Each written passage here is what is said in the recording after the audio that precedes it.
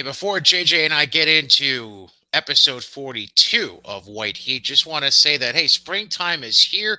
Temperatures are finally getting a little warmer, which means it's a great time to get into a new car with Mohawk Honda. Yeah, you can visit them at Freeman's Bridge Road in the Scotia Glenville area of the Capital District here in upstate New York. Work with people you can trust during the car buying experience. You can follow Mohawk Honda on Facebook, Twitter, and Instagram. As this month, you can watch the Mohawk Honda staff compete in the Plate Change Challenge. As this month not only brings you the exciting event that they are doing, but also throughout the month, Mohawk Honda and their sister dealership, Mohawk Chevrolet, is collecting athletic equipment for underprivileged kids throughout the capital region. Bring your equipment to either location to help the community out this month. And you can also go out and get the right price and the right vehicle for your family, your needs, your budget. And that spot is Mohawk Honda in the Scotia Glenville area of upstate New York. Or you can also check out Mohawk Chevrolet out there in Malta, where they always go out of their way to please you. That being said, speaking of pleasing you, that's what this show aims to do every single week. Welcome to episode 42 of White Heat, presented by Godzilla Media. The fuck is so funny? Just your mind went in a totally different. Well, that I think your mind went in a different direction considering our pre-show conversation. Anyways, presented by Godzilla Media, of course, sponsored by our friends at Mohawk Honda, like I just mentioned, as well as Johnstone Supply. I'm coming off an exhausting weekend of state girls basketball championships, but I'm ready to go. I'm caught up. I've read up. Why are you shaking a water? Oh, you're shaking your juice. Okay. All right. You're trying to shake, senora. Shake your body. Right. No. It's the third time I've heard that song in 3 days. Are you serious? I don't want to know why the first 2 times. How was your weekend, sir? Long, exhausting, but got through it. So. Oh, you sound like me. That's good. That's good. Well, let's just go right through. I'm gonna just go.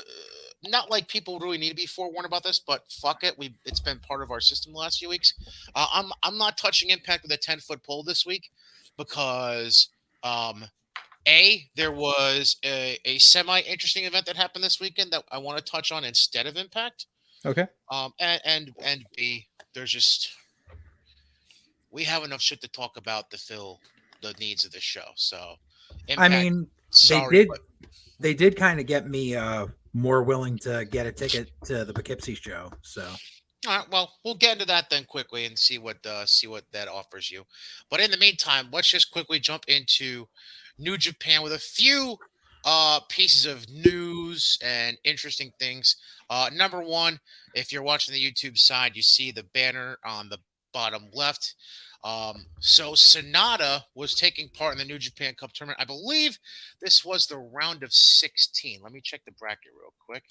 I'm pretty sure, yeah. Where is Mr. Well, yeah, it was a round of 16 match in which he was facing Sonata was facing Will Ospreay. And during the match, Sonata sustained a fractured left orbital bone, and the match had to be stopped. So Will Ospreay ended up winning the match due to a no contest. Sonata was eventually taking off a scheduled 6-man tag match so this match happened on the 16th, I do believe. Excuse me, the 17th. It happened on the 17th. He was taking off a 6-man tag match for the next night, the 18th, and at minimum is going to miss the remainder of the New Japan tour, which isn't much longer, but basically he's out the rest of this month, unfortunately. So obviously that sucks, but at least it doesn't look like it's going to be anything terribly long-term that he's out for. And it hasn't led to any kind of a rash decision on their part to vacate the U.S. title that he currently holds. So that's a sign of good things, I would assume. But on overall, just another thing for New Japan to deal with. Fucking Will Ospreay. Yeah, I knew that comment was coming out of your mouth. If it makes you feel better, he lost in the quarterfinals the next night. It would make me feel better if he was fired and never entered a wrestling ring again. Well, I know. So actually, it was earlier today. It was this morning that he lost. Just so you know. So the final four has been established in the New Japan Cup. So their own version of March Madness has come down to the final four, and here is how it lays. Um, Okada defeated Shima in the quarters to reach the semis. Zack Sabre Jr. defeated Will Ospreay. So two of your favorite wrestlers had to face each other. CSJ made the semis. Takagi beat Hiromu Takahashi in the quarters to reach the semis. And Naito defeated Jeff Cobb in the quarters. So no surprises. So your final four matchups are Okada versus Naito and ZSJ against Takagi.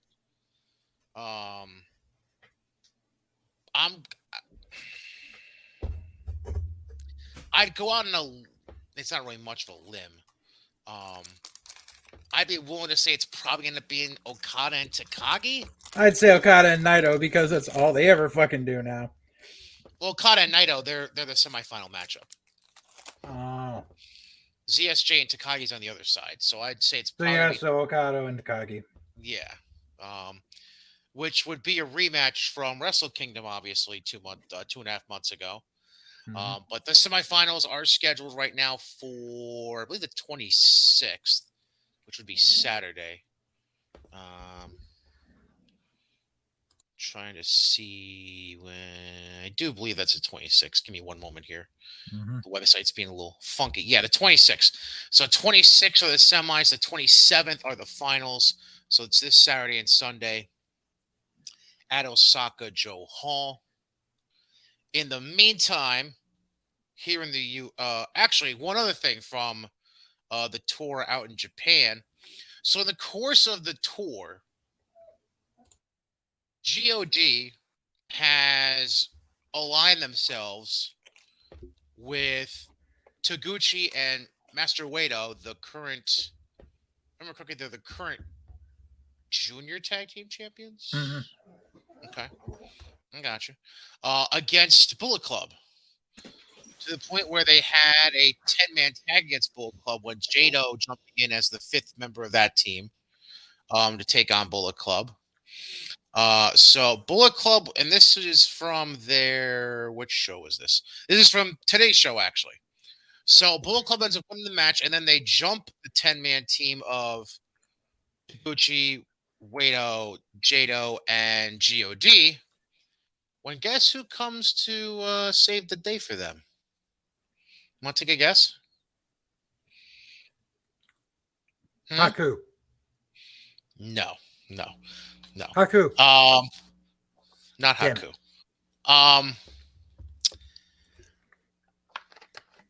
Kind of weird, considering the way Bullet Club was formed 9 years ago. Hiroshi Tanahashi. Mm-hmm. So, yeah. So he came down, saved the day. Got a few handshakes. Post-match, Tongaloa was reserved in his gratitude towards Tanahashi. Yeah. But Tama and Jado were more forthcoming. But we'll see what happens now, obviously, with this coming weekend of New Japan Cup shows to see what happens there going forward. Right. In fact, let me see if they have matches set up yet for. Oh, they do. Let's just see what they're doing on Saturday for the sake of it. Okay, so the semifinals. Oh, the only matches they have listed there are the semifinals. That's nice. Good job. You're only 5 days out. No big deal. Anyways, the last thing I want to touch on real quick for New Japan. So obviously New Japan's American brand, Strong Style, they had a show in St. Petersburg, Florida on Saturday night. Last night. Not really much to get into. But over the weekend, New Japan Strong Style did announce a a match booked for their show in Chicago next month called Windy City Riot. Mm-hmm. So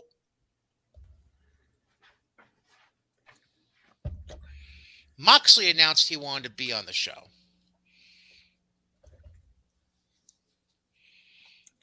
And in the midst of wanting to be booked on the show, he mentioned some of the elite wrestlers of New Japan. There was one name that he left out.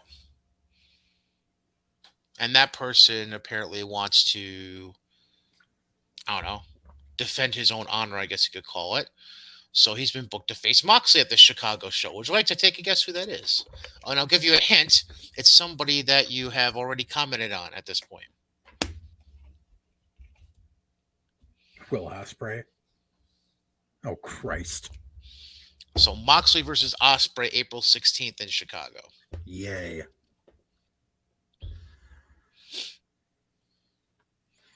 I'm happier about the match they announced for Mania weekend.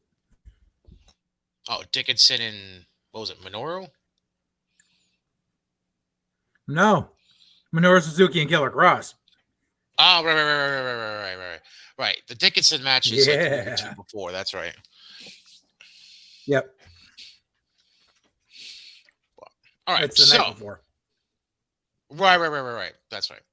All right. So, you mentioned Impact, so let me just bring them up real quick. Give me 2 seconds. So what about Impact has developed to make you consider?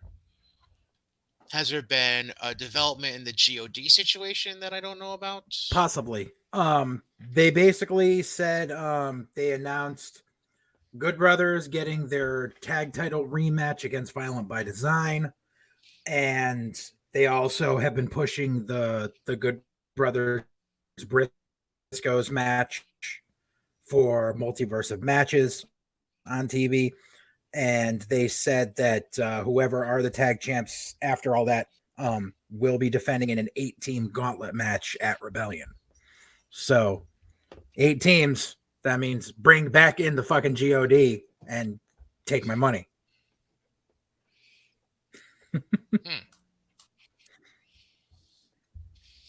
Fair. Very fair. Okay. That's that would certainly be worthwhile. I will give you that much. That would be very intriguing. So all right, cool. Yeah. Cool. Anything else Impact has really done aside from that? Not really. It's interesting how they've announced a couple more matches for fucking Supercard of Honor, and their current women's champion is nowhere to be seen on it. We'll get back Peraza to Supercard still has that fucking belt. Okay. We'll go back to Supercard of Honor. For now, though, let's transition to the event I wanted to bring up. Crockett Cup was this past weekend in Nashville with a number of interesting things. We'll label it as that. So I'm just going to go through each night in order of how the match is laid out, and then we'll kind of stop along the way to discuss the interesting things along the way. So night 1, which was Saturday, couple of things happened in the pre-show. One, they had a 4-way tag to determine who was going to be the team that took on La Rebellion in the La Rebellion in the opening round of the tournament, because they hadn't determined a 16th team yet, and ended up being, if you remember them from ROH, the Tate brothers, who were the Dalton Castle kids for the longest time. Yep. So they won that match, and they advanced to get squashed by La Rebellion later in the show. Spoiler alert. And then also in the pre-show, they actually had the first opening round match of the tournament at the end of the pre-show, with the Briscoes going over on Hale Collins and Vic Delicious, the Now. And then From there, they had basically the whole night was the first round and quarterfinals of the Crockett Cup. That was all night one. Mm-hmm. So over the course of the night, we had the Hawks brothers beat the End, but Luke, I don't know all the ins and outs of how Luke ended up not being in the quarterfinals. I'm assuming there was an attack at some point, or Luke got hurt during the match. But it ended up being a way PJ that would face La Rebellion in the quarterfinals. You can probably guess how that went. Mm-hmm. We'll get to that in a second. Knox and VSK represent the Cardona brand, I guess we'll call it. They beat the Pope and Mims in the first round. Dirty Dango and JTG beat Aaron Stevens and Blue Meanie. I had no idea Blue Meanie was even in this thing, Yeah, me neither. so that caught me off guard, but okay. Jordan Clearwater and Marsh Rocket, who are aligned with Black Cheese and Tyrus, who's the national champion, I believe. Yeah. Yeah. They defeated Chris Adonis and Tom Latimer in the opening round. Doug Williams revealed his mystery partner to be Harry Smith on Saturday night. They defeated Alex Taylor and Rush Freeman in the opening round. Like I mentioned, La Rebellion won their opening round match. Then the quarters, Knox and VSK would beat Jay Bradley and Wrecking Ball Ligursky. The Briscoes beat Dirty Dango and JTG. La Rebellion beat PJ Hawks in what ended up being a handicap match. And then Williams and Harry Smith would beat Clearwater and Rocket. So your semifinal matchups the next night would end up being the Commonwealth Connection against La Rebellion, who I believe are still the NWA Tag Team Champions, if I remember correctly. As far as I remember. And then the Briscoes against Knox and VSK was on the other half of the bracket. Mm-hmm. So this is with this is where we're gonna get a little more detail quick. Pre-show, honestly, nothing really interesting happened, to be quite honest. Did you know Austin Idol, by the way, was managing a stable? I had seen something. I just wasn't Idol. really paying attention to it. Idol Mania Sports Management is what they're called. That goes right up there with Johnny Swingers advertising his school on Impact. It's called Swingers Dungeon. I got nothing, honestly. I got nothing. I've never seen so many demolition Mizarks my whole life. Oh, God almighty. I was dying during that part of Impact. I'm sorry. So they opened night 2 with the semifinals of the Crockett Cup. They opened the show with the Briscoes beating Knox and VSK. Mm-hmm. And then Williams and Smith. That's why I asked about La Rebellion still being the tag team champions. Williams and Smith beat them in the semis and got to the finals, which now makes things intriguing going forward because we'll explain that in a moment. Right. Then they had the national. This is where things were. All right. So, did you actually look up the show or watch it at all, or anything like that? I didn't watch it. I saw a few things here and there. I saw that we got a new junior heavyweight champion. Okay, well, we're gonna touch on that. Mm-hmm. I'm sure you're glad about who won it versus who could have won it. But we'll get to that in a second. So after the Crockett Cup semis was a match for the NWA National Championship. By the way, my apologies. Tyrus is a television. That's right. That's right. Not the national champion. So Anthony Mayweather, who people will most likely remember as Crimson back in the Impact days. Mm-hmm. He was defending the title against Jax Dane. Now, so the match was going on, and about 10 minutes in, I'm gonna pull this up real quick.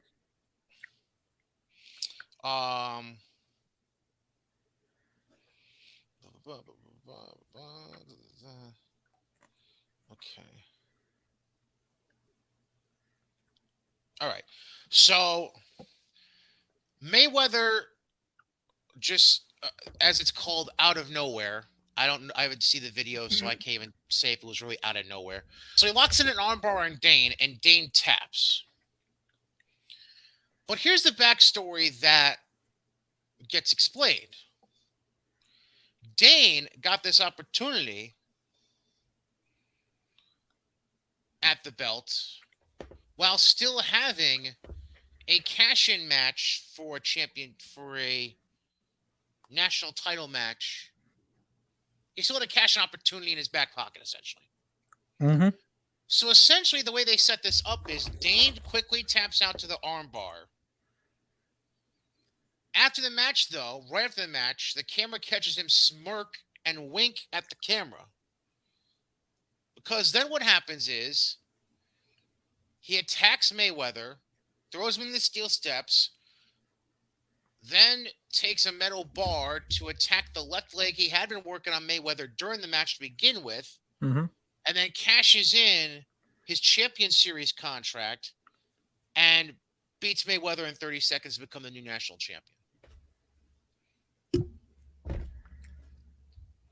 Ugh. So it was a convoluted way of them making a new national champion, but they got there. They got there. Yeah. So then after that, we had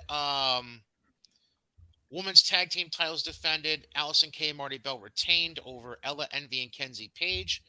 Don't really know Ella Envy. I do know Kenzie Page, so okay. Then we get to the 4-way for the vacant World Junior Heavyweight title.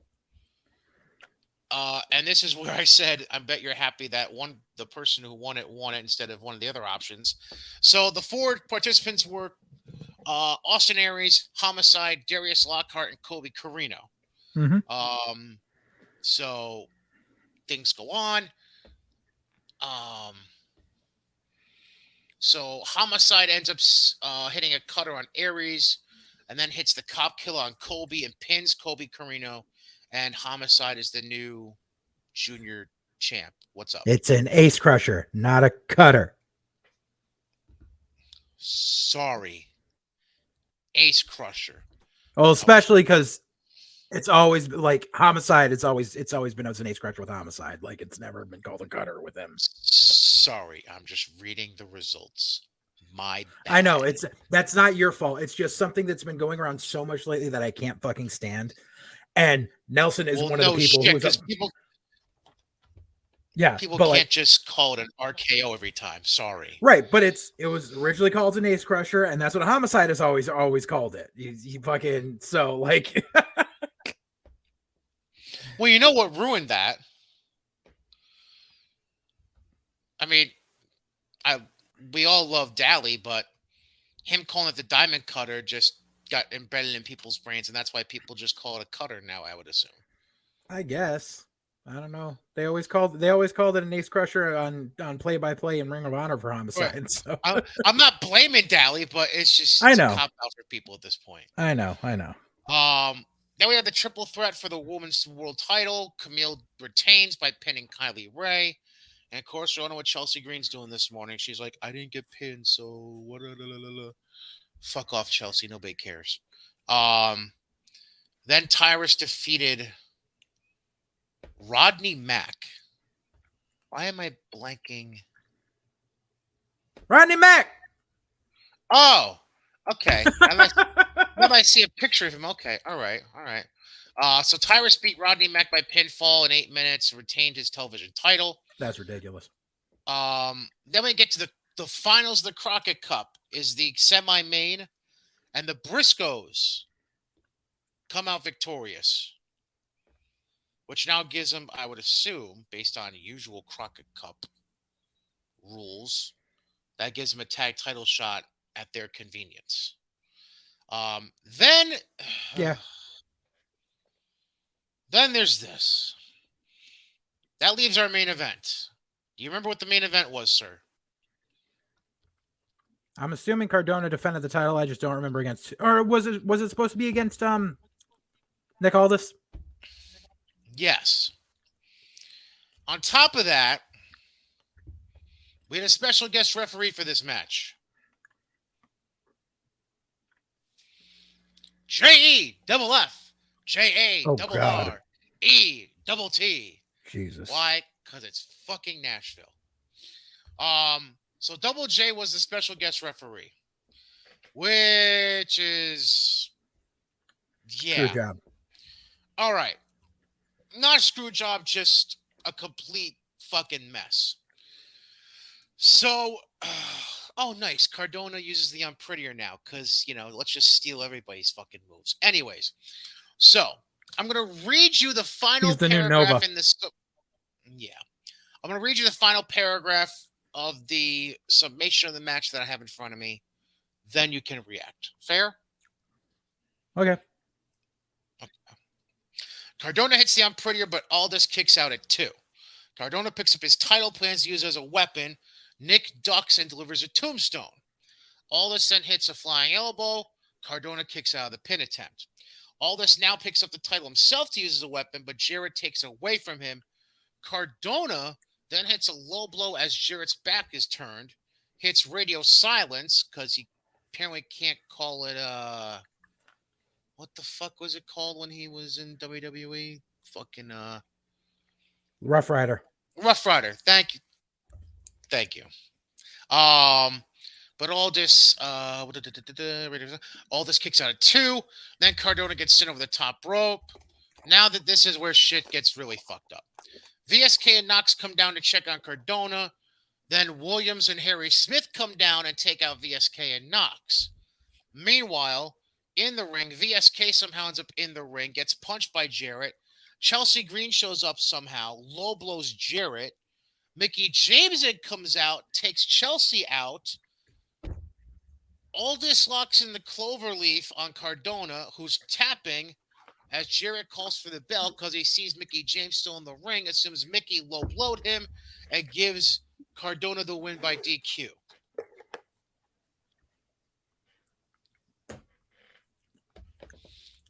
How on any planet is that an NWA finish? Did that make sense to you? That's Did you catch all that? 10 pounds of shit in a 5-pound bag. Basically, yes. Exactly.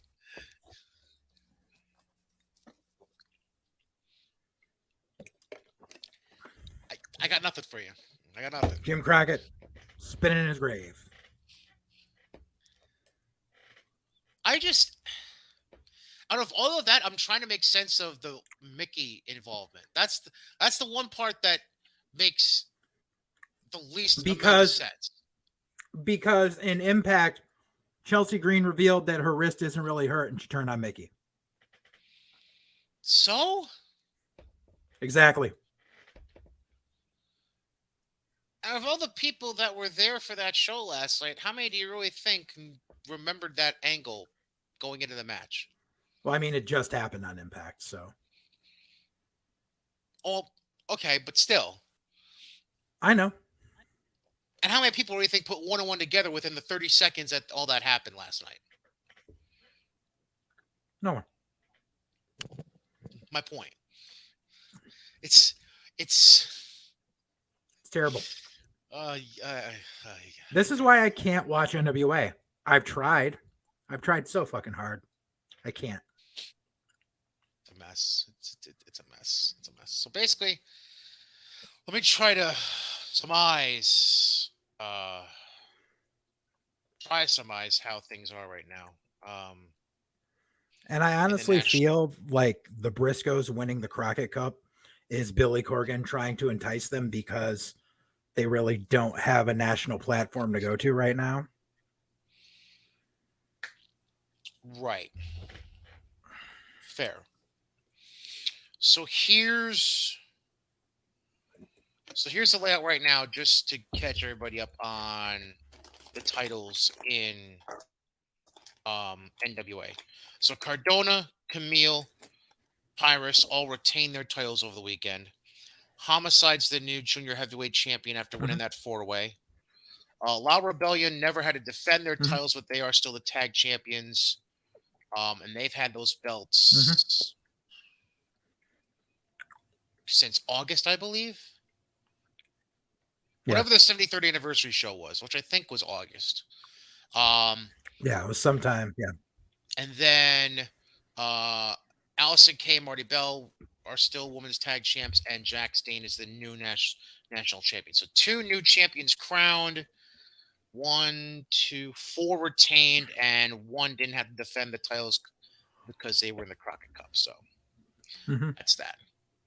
Um, yeah, I'm trying to think if there's anything else to really mention involving NWA. I think that pretty much covers it, right? Mm-hmm. All right. So I'm adopting a new acronym for this show. It's Okay. taking one that we've been using for a while and just making it a little bigger. Oh boy. Since a new purchase was made by our good friend, Mr. Scarface, aka Mr. Tony Khan, for the purposes of all video programming going forward on White Heat, we have scrapped the AEWTF acronym. It no longer exists. I now present to you AEW ROHTF. I don't know if it quite rolls off the tongue as much. It does not, but fuck it.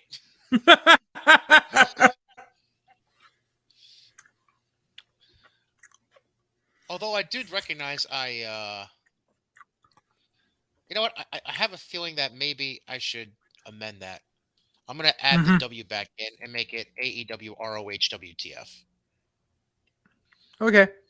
Instead of just having the I would have just gone TF. with ROHAEWTF. Or I could always just make it Tony Khan, what the fuck? TKWTF. Yeah, that's true. We'll work on it. But for the purposes of this episode, we'll just roll with what we got. So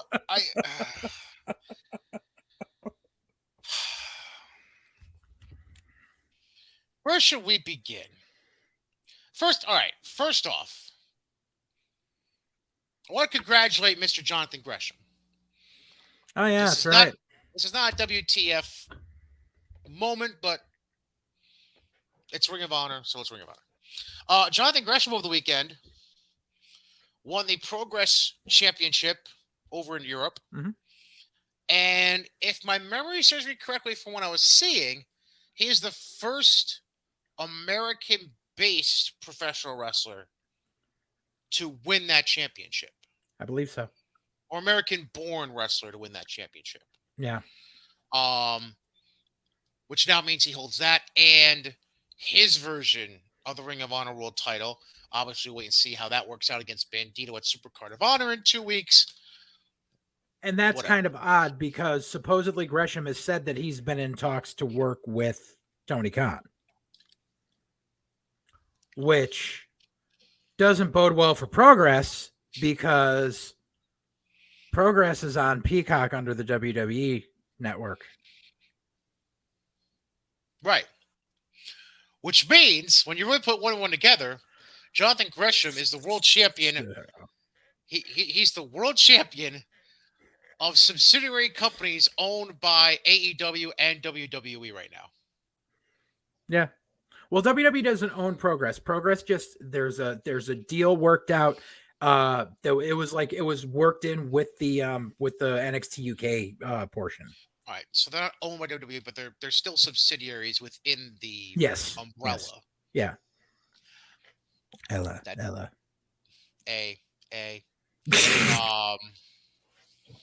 Yeah, it's a very hairy. Almost makes you kind of wonder why they put the belt on Gresham. Because it would get them internet clicks. Well, aside from that, I'm talking from a business perspective. You think it was a business? Or am I just asking too much out of people? Internet clicks. Apparently, I'm asking for too much here.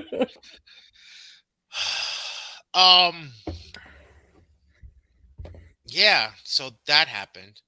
But then we get to what obviously caught the eyes of a lot more people over the weekend. There was a certain match announced for Supercard of Honor in the last few days.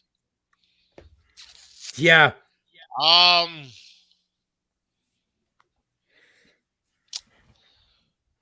The Briscoes are going to defend the Ring of Honor World Tag Team Championship in the match that has been essentially in the work in has been widely requested for about what 6 months now. I think this goes back to 3 like the months. summer. 3. No, this only goes Yeah, back to Final Battle. well, yeah, but I think like their jabs back and forth on Twitter, I think, went back to like the summer, if I remember correctly. And then I that's don't when recall. FTR finally showed up. I don't know, because I feel like I vaguely remember some kind of verbal jabs going on between them on Twitter back when FTR was still doing shit with or right after they were doing stuff with Inner Circle and Santana Ortiz. I could be wrong. But anyways, so they're gonna defend the titles against FTR. Mm-hmm.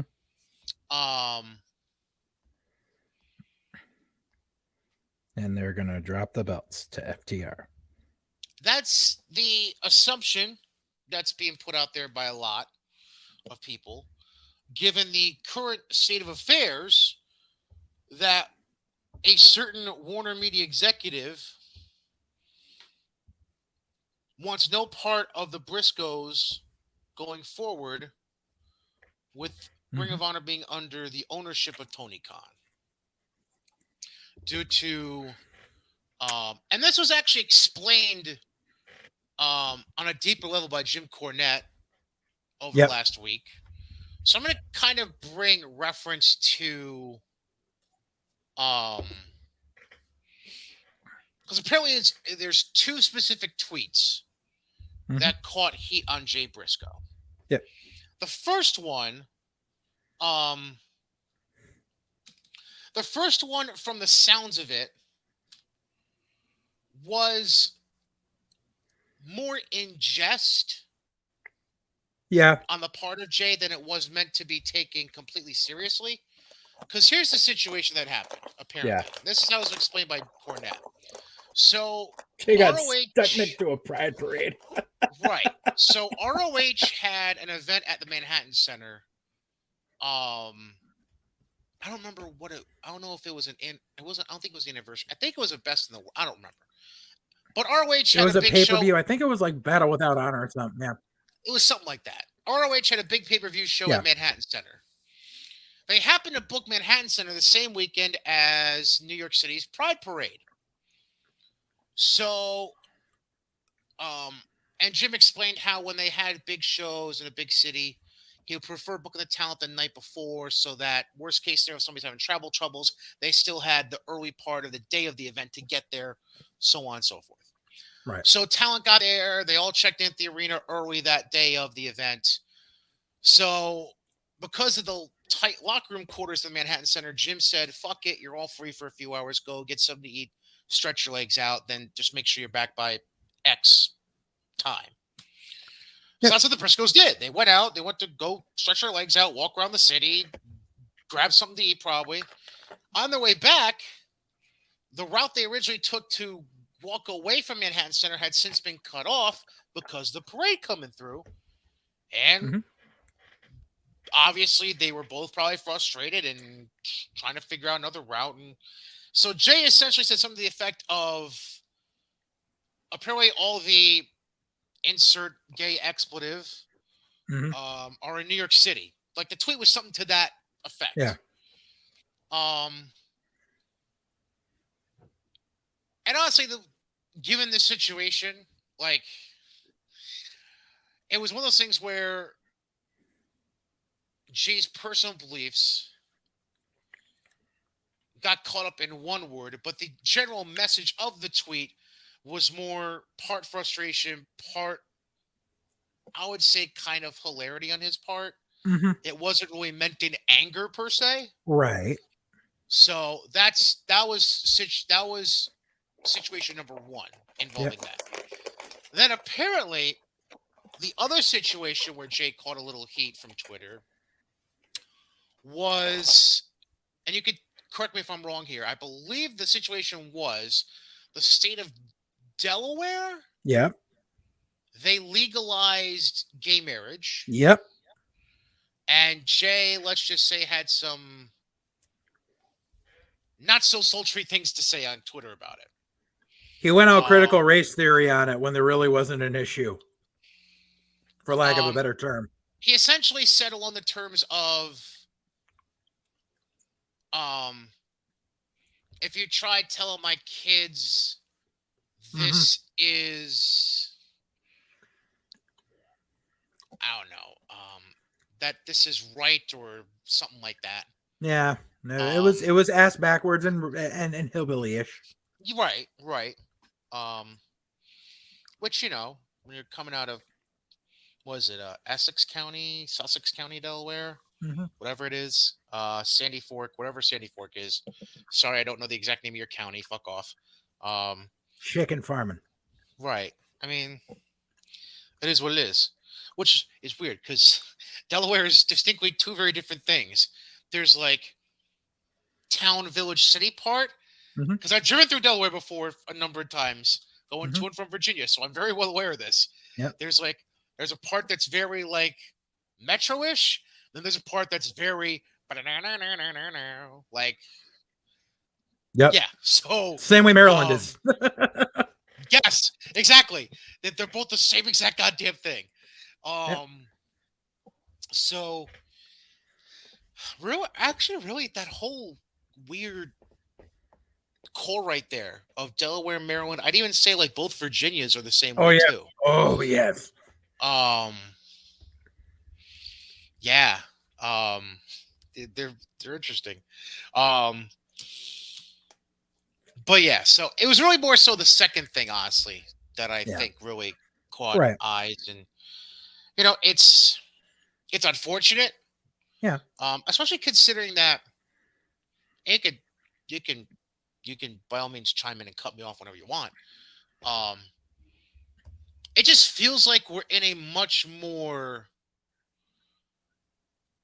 for lack of a better phrase, forgive and forget kind of era, more or less. But at the same time, there are It all still depends certain on the people, situation.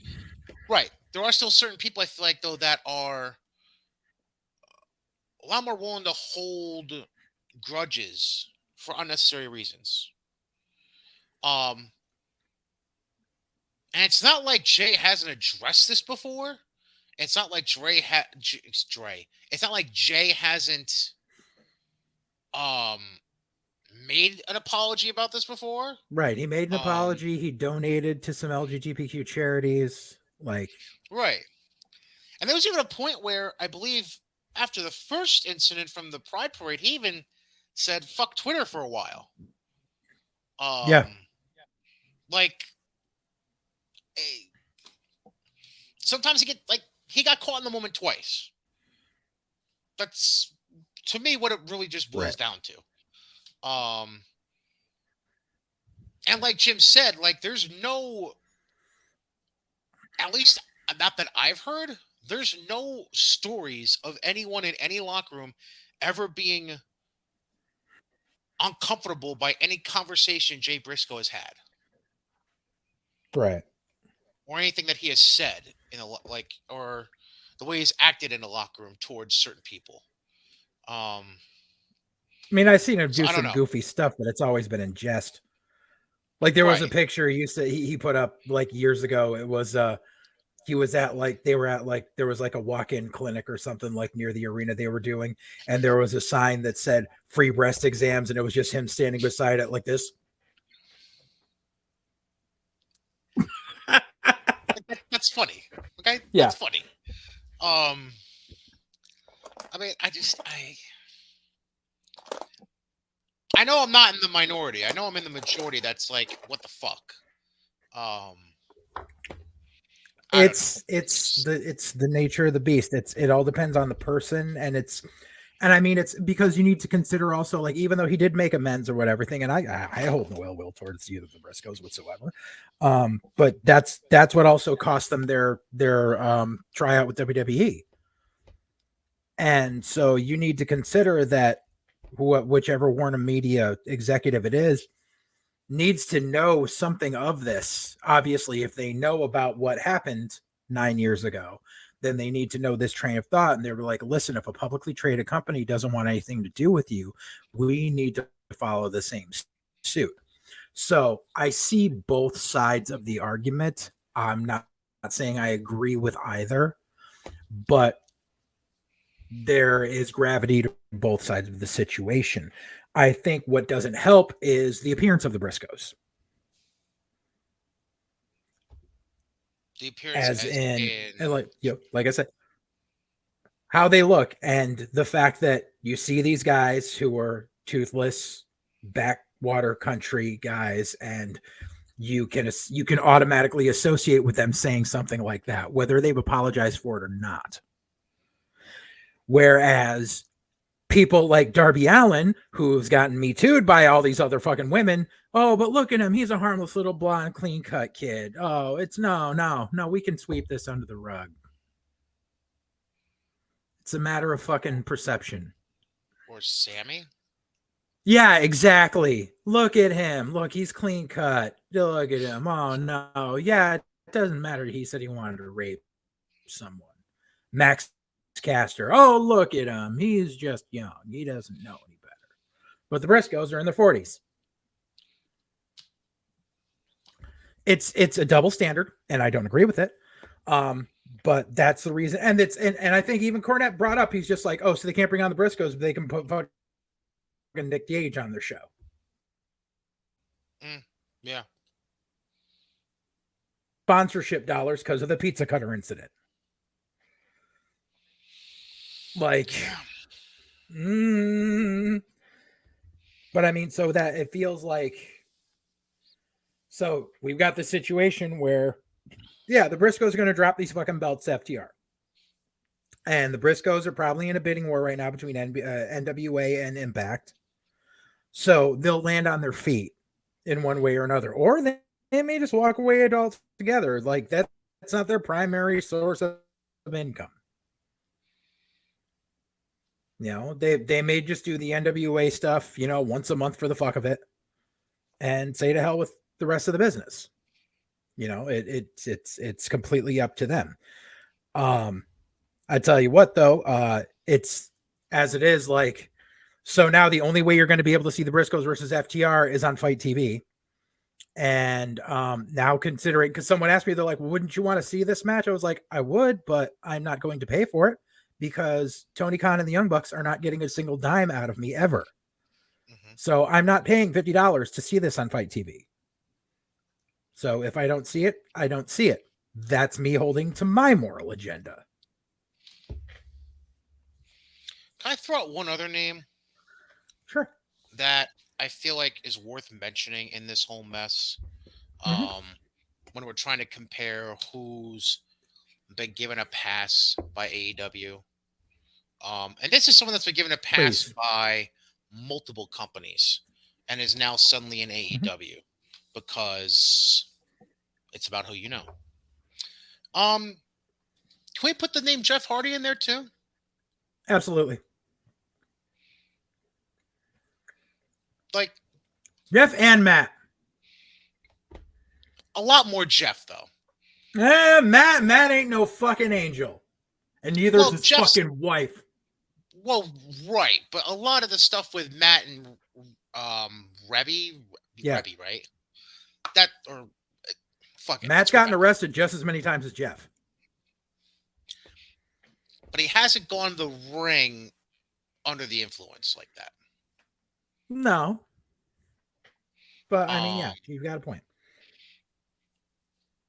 I don't know. I'm like, here's the thing. Jeff can obviously still, while his body is somehow still allowed him to do it, Jeff can still work. We all know that.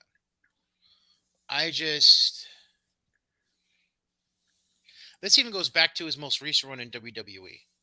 I don't understand the multitude of chances he's been afforded. Yeah, me neither. But it's just one of those things where you just grew to accept it. and it is what it is. Um, but anyways, all right, let's jump into Dynamite. Um, Okay. I've gotten to I, a point where also, by the way, I made another executive decision yes. because I've grown to accept that nothing ever fucking happens on it. We're just not even going to bother with Rampage at this point anymore because All right. it's literally just all squash matches, maybe one halfway decently booked match, but it generally speaking that show does fucking nothing except either A, have squash matches like mentioned, Nothing. or B, have backstage segments that maybe furthers a storyline for the upcoming episode of Dynamite, but otherwise it does nothing. Right. Except Mhm. for allowing you to hear Mark Henry say over and over again every week, "It's time for the main event." That's really it. That's the only thing that makes me pop every week. Otherwise, fuck it. So Rampage, you can suck a dick with your 400,000 viewers every week. Any Hooser. Um, I'll bring up the match or segment, and I'll just kind of let you dive in with any detailed things you may have to say. Um, Okay. Well, let me Opening start off match. right with the Right. opening. Before the opening match, 10 Mhm. seconds in, JR, we are live to a sold out crowd as you see two empty sections across from hard camera next to the entranceway. They were in San Just Antonio stop. too, right? Uh-huh. Just fucking stop. I'm trying to remember where they And that's were in I San. will I'll get to after Dynamite, but let me swing back towards attendance numbers in AEW because there's something that's been really fucking chaffing my fucking balls the last 3 days that I want to fucking discuss later. Chapping your balls. I love it. All right. All right. So yeah. So first match. So opening match was a six-man tag, which was teased the week before. What the? Sorry, my phone just went off and I saw a weird NFL trade. Anyways, um, six-man tag that was established the week before on Dynamite. AEW World Champion Hangman Page and the tag champs Jungle Boy and Luchasaurus against Adam Cole and Red Dragon. Um, Mm-hmm.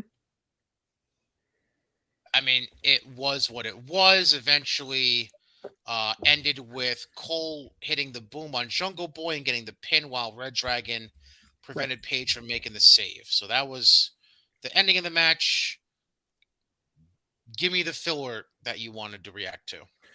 Okay, so the filler. The fucking chain reaction, what do you call it? The chain wrestling, quote unquote, that Cole and Jungle Boy was doing made zero fucking sense. And I even wrote down my trainer would have kicked me in the dick for doing dumb shit like this. Like it was not smooth. It looked like shit that guys would try and practice, and the old timer be on the ring going, that looks fucking stupid. Don't do it. 2 minutes, 2 whole minutes before we started fighting on the outside in the opening match for no reason. The finish was the same as the fucking 6-man the week before the fucking pay-per-view. And this is the simplest fucking formula in the world. And I called it both times where they would do some dumb shit where fucking Cole would pin one of the non-fucking entities in the match to try to further the shit. When these matches are designed for if you want to get heat for the fucking heel over the fucking babyface champion, you do some dastardly shit where that guy pins the champion in the 6-man. It's not that fucking hard. Both times they've done this, both times they have failed.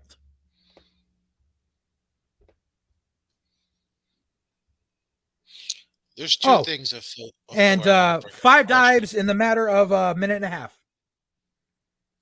During that match, Oh, 5 dives in the matter of a minute and a half between the topes and the triple moonsault and all. It's the opening fucking match. You need to realize that the people watching at home, didn't know that you taped 2 hours worth of YouTube before this show went on the air. And to them, this is the opening fucking match. You don't do shit like this in the opening fucking match. It's not that fucking hard. I'd like to bring up two things. Number one. So obviously, over the last 20, 25 years, the DDT has been bastardized from being Jake's deadly finisher to being as often as a clothesline. A transitional move. Yep. There is a very specific tag team maneuver that is getting dangerously close to that. That angers me. I have this note. Can we stop doing the Doomsday device as often as it's been done? Like, just not necessary. Not only that, it was a fucking double Doomsday device. And a false finish. Well aware. Bullshit. It's just not necessary. The second thing I want to bring up.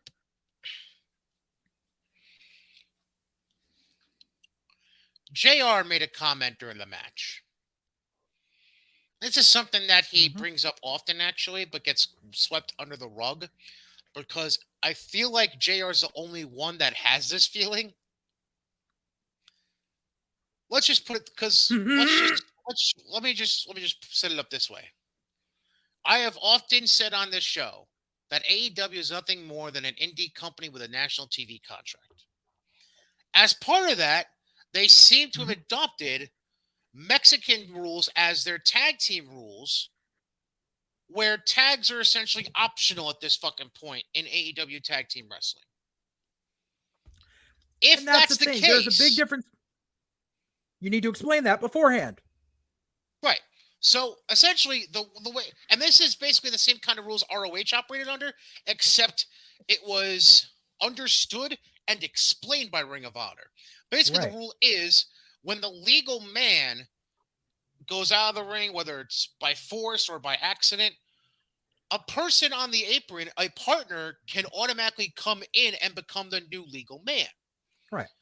Now, that has never been established or announced by AEW at any point in its 2 years of existence. Nope. Which is why, on occasion, when JR goes off script, I would assume, and says that the officiating is failing to adhere to common tag team rules, especially when he's doing this with Rick Knox in the ring, who we all know comes out of PWG mainly, which went by the ROH Mexican tag rules of one guy out, another come in. Right. You either need to A, tell JR to shut the fuck up, and then follow up that up by having someone at some point fucking explain that you're following those tag team rules in AEW, right. Or B, you need to talk to these officials and your athletes and say, motherfuckers, stop doing this shit. You need to go A or B. You can't fucking you can't live by the rules you seem by living by and then have a commentator on the air with a live mic calling out the referees and the athletes for living by those rules, not knowing that they are established that way. You need to fucking figure shit out one way or another. Right, and that's the problem. Because that's the reason, like, they'll put 6-man tag matches on Dynamite and they'll just call them trios matches, expecting everyone to know the difference between those two types of matches. At least in fucking WCW, when they had the fucking Mexicans come out, they would say that, and they would have a 6-man or an 8-man, and they would say Lucha Libre rules, and they would have the commentators explain on it. Once a man goes out, another man can jump in as legal without having to make a tag. And that's technically trios rules. But the thing is, you cannot just keep it goes by two different completely sets of rules. And yes, you're completely and that's what you can tell. JR's getting really pissed off about that you can hear it in the inflection in his voice when he's like, "Oh, and then a 6-man tag. Oh, I'm sorry, trios." Like, even he's fucking sick of it.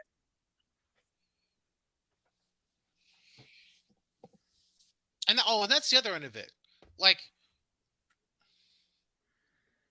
call it one thing or another. Don't keep going back and forth on it. Just fucking call it for what it is. Right. Don't call something a 6-man tag and go by trios rules. Right. Just fucking call them trios matches at this point. Right. Just And stop then calling them have 6-man them always tags. go by trios rules. Don't fucking call it a trios match and have it go by fucking standard Southern 6-man shit. Exactly.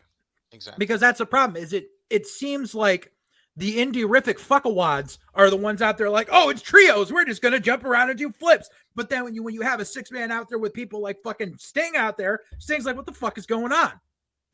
Mm-hmm. Yep. He's like, I never took part in this shit. Mm-hmm. Backstage, Keith Lee, I guess, did an interview and said he wants to go after Hobbs and Starks. Okay, Ricky Starks is a less talented Dylan Cage.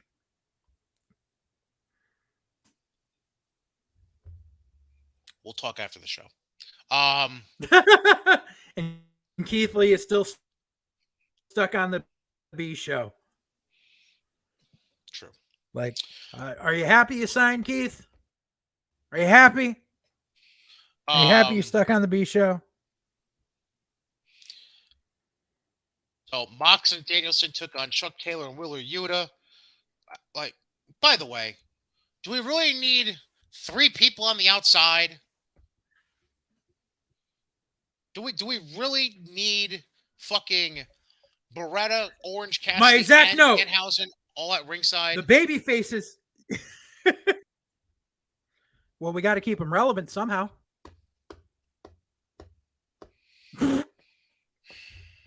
The baby faces have 3 people on the outside. Meanwhile, the heels. He was on commentary, right? What the fuck are we doing?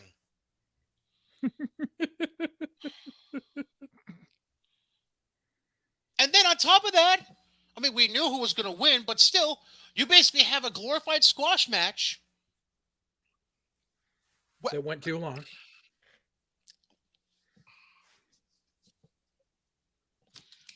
Which makes the 3 guys on the outside make even less sense because you would assume they would get involved and have some kind of fuckery, but no, it's Mox and Danielson.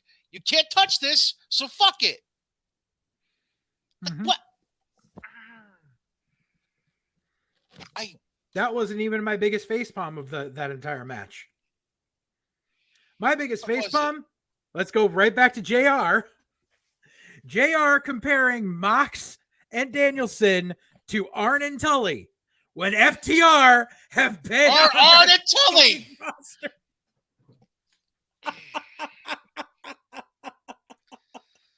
Oh God, Jesus fuck.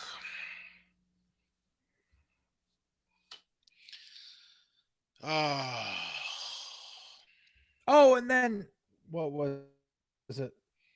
Yeah, during it, fucking, I think it was Mox and Danielson. They did a fucking heart attack, and fucking Excalibur called it a combination assault. And I'm sitting here going, "It's called a heart attack, you suck face fuck!" Like, you are terrible at fucking play-by-play. This, you are fucking awful at play-by-play. You are light years worse than Michael Cole has ever been, and that is saying something.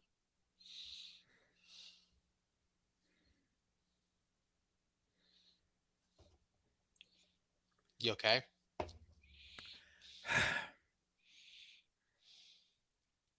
Ugh. By the way, I did gloss over one thing quick. Before the match, Chris Statlander has a new look, I guess. Or it looks like she's gonna have. She's not an alien anymore. Well, I mean, she still kind of has the face paint thing going on, but like she's going like dark with her gear instead of all these. I don't know. I don't know. I don't fucking know. And then Wheeler Yuta, by the way, left best friends behind after the match. So okay, sure. Um, And Regal slaps him, and he wants to be part of. He wants to be part of the tough guys. so then we have Damn it! the Jericho Appreciation Society commencement. So, um,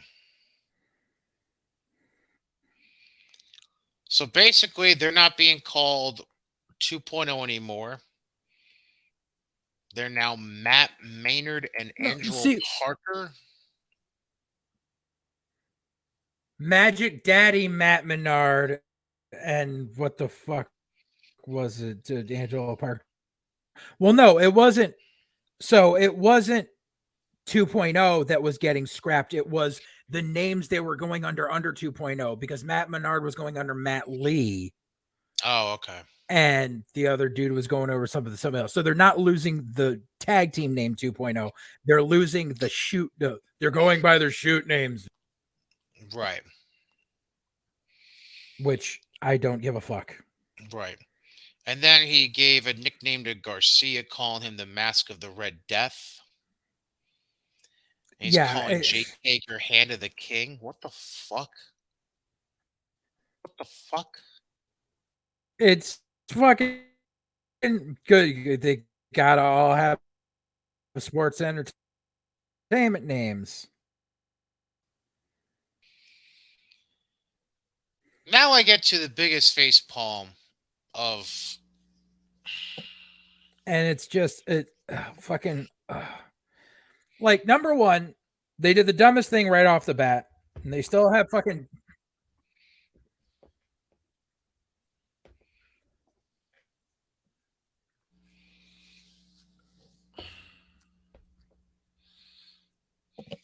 So next we have Wardlow and Scorpio Sky for the TNT title. Yeah. I'm here. Yeah. I wasn't sure I lost you for a second or something. No, I was. I. So.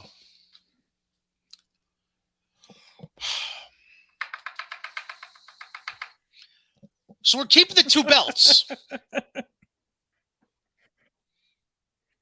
Oh no! They covered that. Oh no! I'm gonna get to. I'm gonna to that. So there's still two belts. Oh yeah, yeah, yeah. But one of them's around the waist of fucking. Yeah, Scorpio Sky gave it to him as a gift. Suck long dick. Suck a man dick. Suck a dick.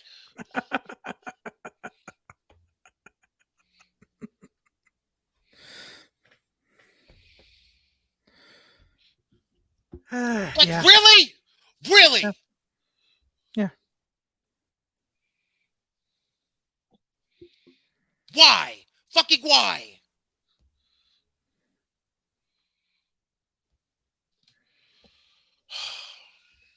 Because reasons. So, we all know what was going to happen. Lambert and Spears provide the distraction. MJF costs Wardlow the match. Oh, but there was more than that going on.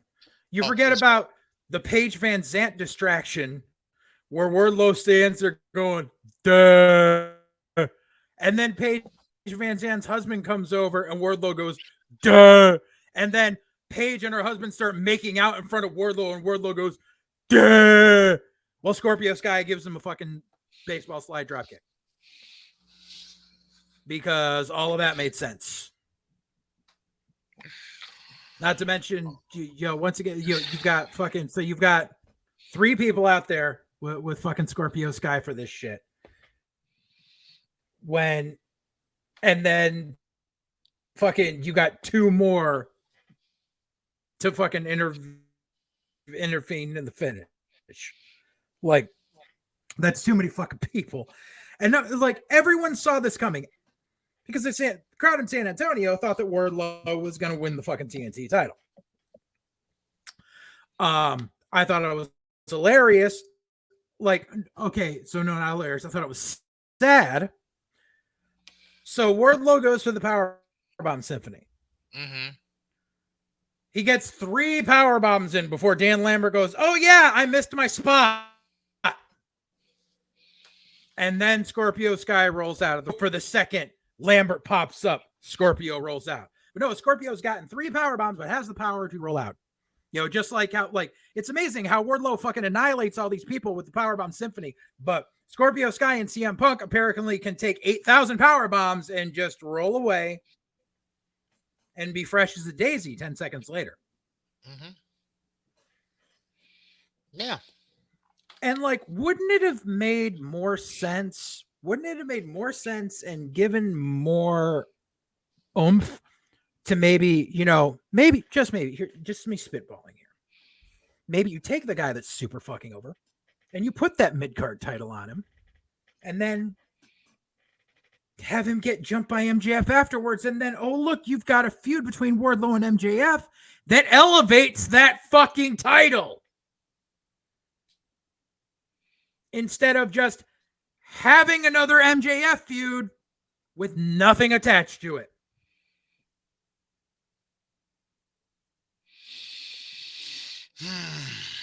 Wouldn't it make more sense, especially with the whole MJF saying, you don't work for AEW, you work for me. I'm the one that contracted you, blah, blah, blah, blah, blah, blah, blah. Wouldn't it make more sense for Wardlow to win the TNT title and be like, I officially work for AEW now because I hold one of their titles?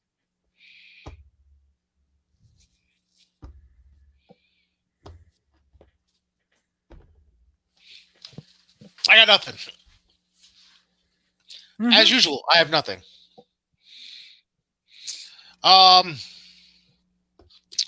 So we move on to the Hardys against Private Party. Tony Khan announces the match 5 hours before on Twitter. I mean, we know how that was going to go. Hardys win. Then Andrade, the Butcher, the Blade, and the Bunny come out and attack the Hardys before Darby and Sting make the save. And so now we're going to get an 8-man on Dynamite in the near future. And apparently Andrade has been relegated to being a manager that can't talk.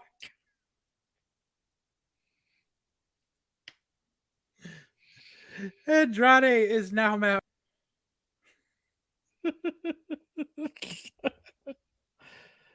I can't. I fucking can't. I really can't. Then we get to the main event. Steel cage for the Women's World title. Baker versus Thunder Rosa. Baker ends up losing the belt to Thunder Rosa. A lot of shit, a lot of chicanery, there was blood, there was chairs, there was thumbtacks, furniture. Yeah, whole bunch of shit. Something that there wasn't? A way to escape the cage for a win? There's something that wasn't there. Oh, yeah, exactly. This is the first time I've ever seen a cage match where that was not an option to win the cage match.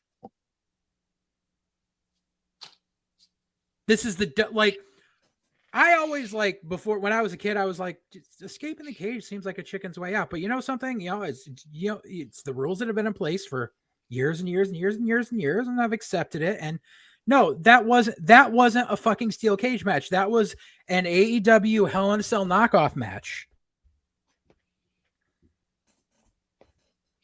Yeah. And it was awful. It was fucking awful. I like Thunder Rosa. That match was fucking terrible.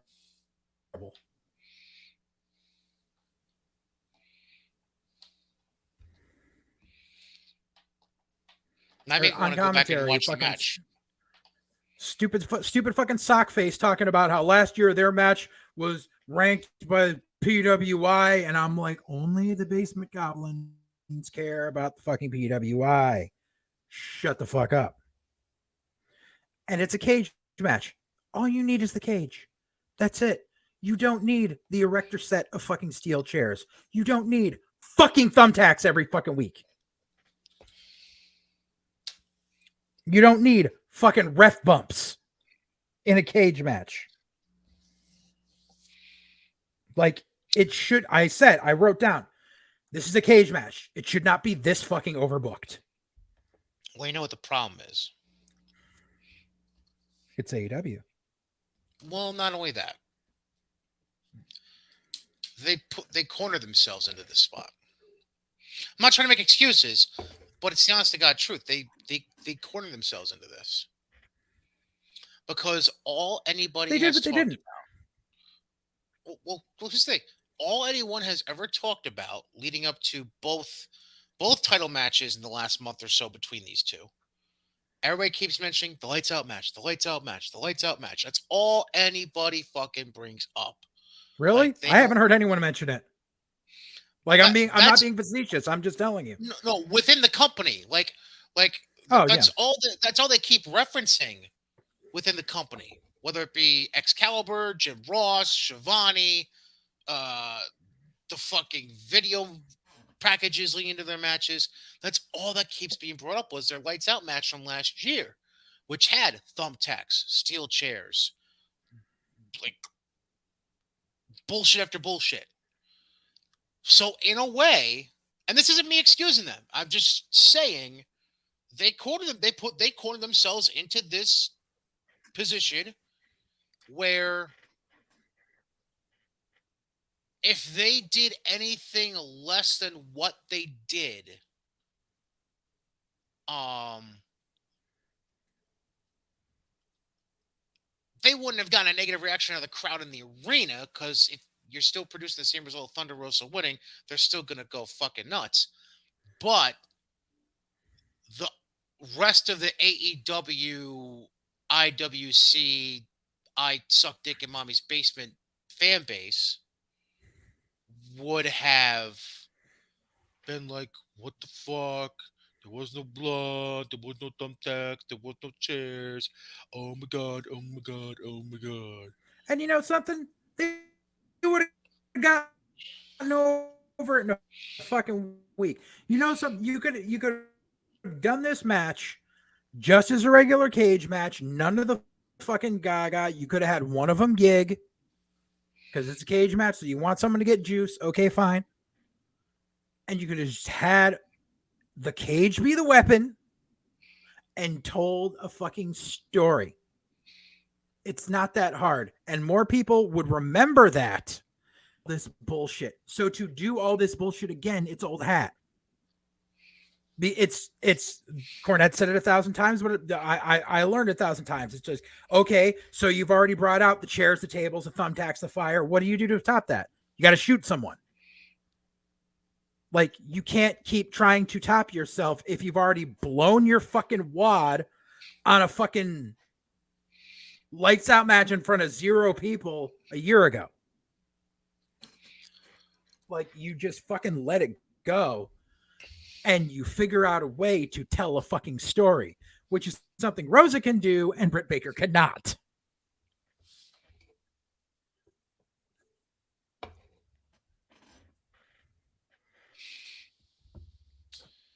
Because now, like, now where do you go with what is Britt going to get a rematch? Because, you know, AEW doesn't do rematches, but apparently they do if you're friends with the EVPs. Right. So, if there are any workers listening to this show, I'm going to provide a bit of insight. If you ever get the opportunity and the blessing to be put into a steel cage match, and you want to understand the psychology you should use within a steel cage match, I'm going to give 2 suggestions to you and 2 suggestions only. And JJ can probably supply another 1 or 2 to add on to it. I'm going to give you 2 very specific matches to look up and watch on replay time and time again to help you understand. Now, one got a little more extreme than the other because of the involvement of a specific weapon, but it still gets the point across. The first I'll mention is Brett versus Owen SummerSlam '94. Just go and watch it over and over again. The other one I'm going to mention is a little more old school, but I think JJ will still agree with this one. Go watch Tully and Magnum from Starrcade '85. Mm-hmm. Yep. Now, granted, a a wooden chair did get involved eventually in that match, but it was also an I Quit match on top of it being a steel cage match. The Mm-hmm. third one I'll mention, although I think is a little less, it's for historical purposes, it has more impact on the business than the other two, I believe. But as far as general entertainment value, I think I had to put a third on my list. Flair and Harley in '83. That would be the third one I would put on the list. Flair and Harley in '83. I would go Flair and Dusty at Oh, Flair and Dusty in yep. what Yeah. '86? Mid-American Also, match. two other cage. Yeah, I think so. Yeah.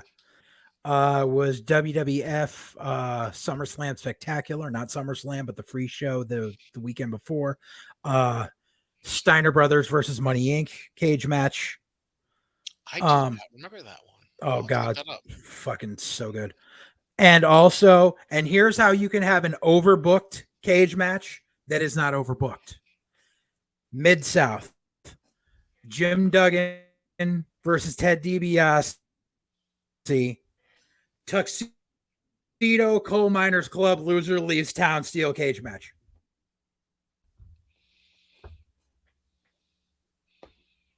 That's a lot.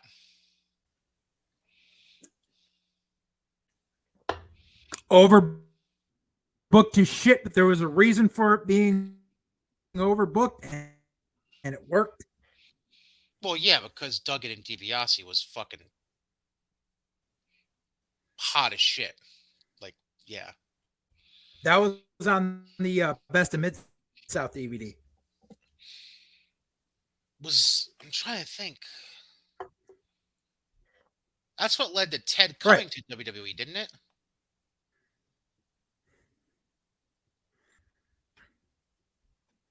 I think. Yeah. Yeah, okay. Yeah, because Jim didn't come for another like year or two after that, I think. All right. So, Right. all right, Yeah. so that covers that, I think. I think we're good now. All right, so let's dive into whew, all right. We'll try to skim through here quick and see what we can establish. KO opens the show. Talks about Austin. Yeah, okay.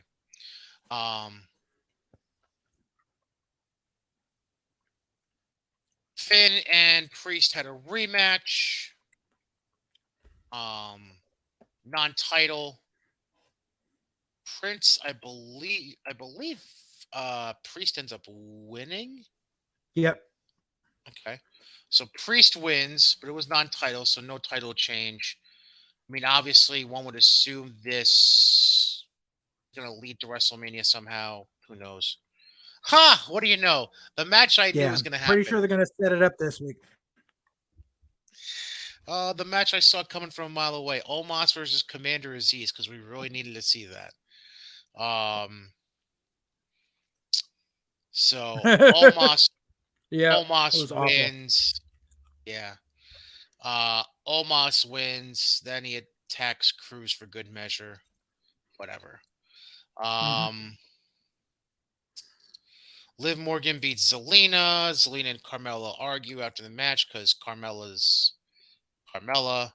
Because Carmella was hiding and sitting in Corey's lap and all that shit because they got to push the goddamn YouTube show because no one's watching it. Yeah, of course. I mean, Rollins came let's out. let's be completely honest. Let's back it up a second. We Yeah. know Carmella and Zelina are dropping those fucking belts. And now they're just And then they'll have stacking their the odds blow off against them more match and more. where they split the next night on Raw because Corey and fucking Carmella are leaving for their fucking honeymoon. Where Corey's gonna cheat on her with whatever fucking chick is at the pool and the cycle repeats. You're just a jackass. You have reason to be a jackass, but I'm just saying you're being a jackass. Um. Yeah, yeah, yeah. Um. Rollins comes out, then brings out KO, asks about uh Co-hosting the KO show. co-hosting the KO show. Um.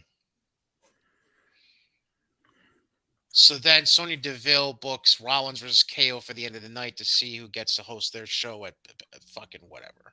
Just a way to fill Mhm. time, basically. Then the Hurt Business face the Mysterios. A repeat of a match 2 weeks earlier. Mhm. Mysterios get the win. Fucking whatever. Miz and Logan Paul were at commentary.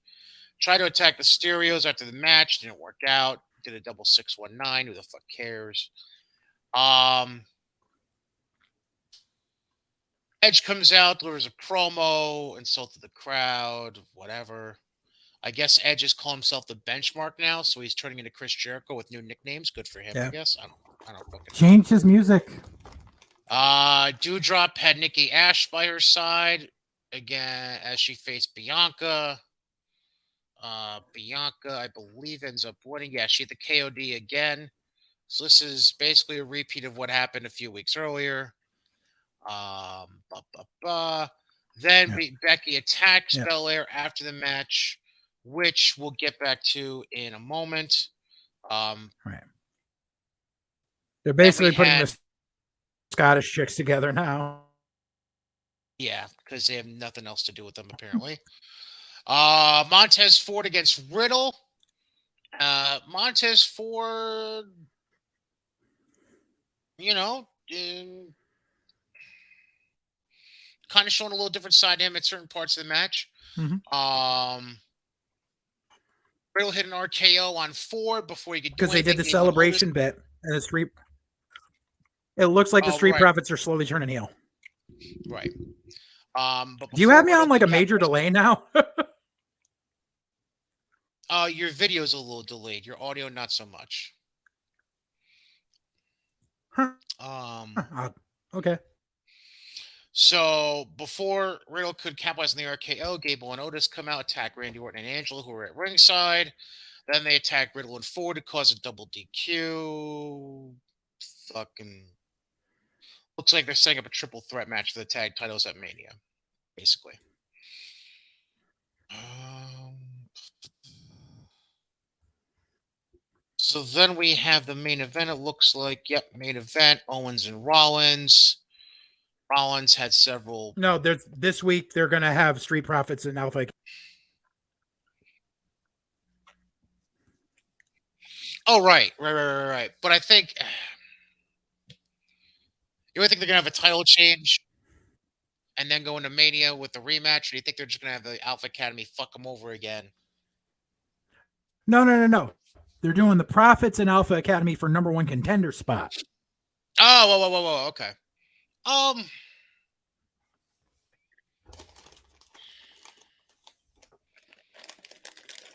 I don't know. I still think a triple threat make. I don't know. I don't fucking know anything anymore. Um, I know nothing. Uh, Rollins Owens ended the night. Rollins a lot of near finishes. KO eventually wins with a stunner though.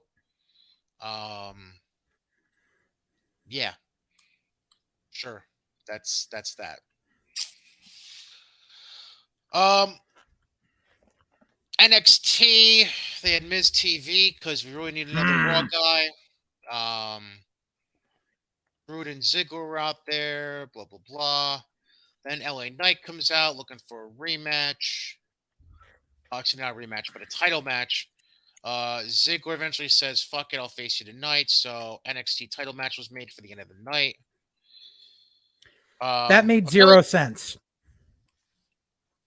what Ziggler saying he's not on his level, and then suddenly deciding, "Fuck it, I'll defend the title against you." No, LA Knight getting a title shot the week after he just had the blow off where he lost his fucking Oh, feud the to Warlord, the yeah. fucking Greenhorn. Well, yeah. I mean, we know that. Yeah. So apparently we're turning Cora Jade into a delinquent. She tried stealing an SUV from Toxic Attraction. Now she steals the Yep. women's tag team title belts. That makes fucking sense. She's a weird ass young skinny chick who rides around in a And skateboard. traps one of them in a dumpster.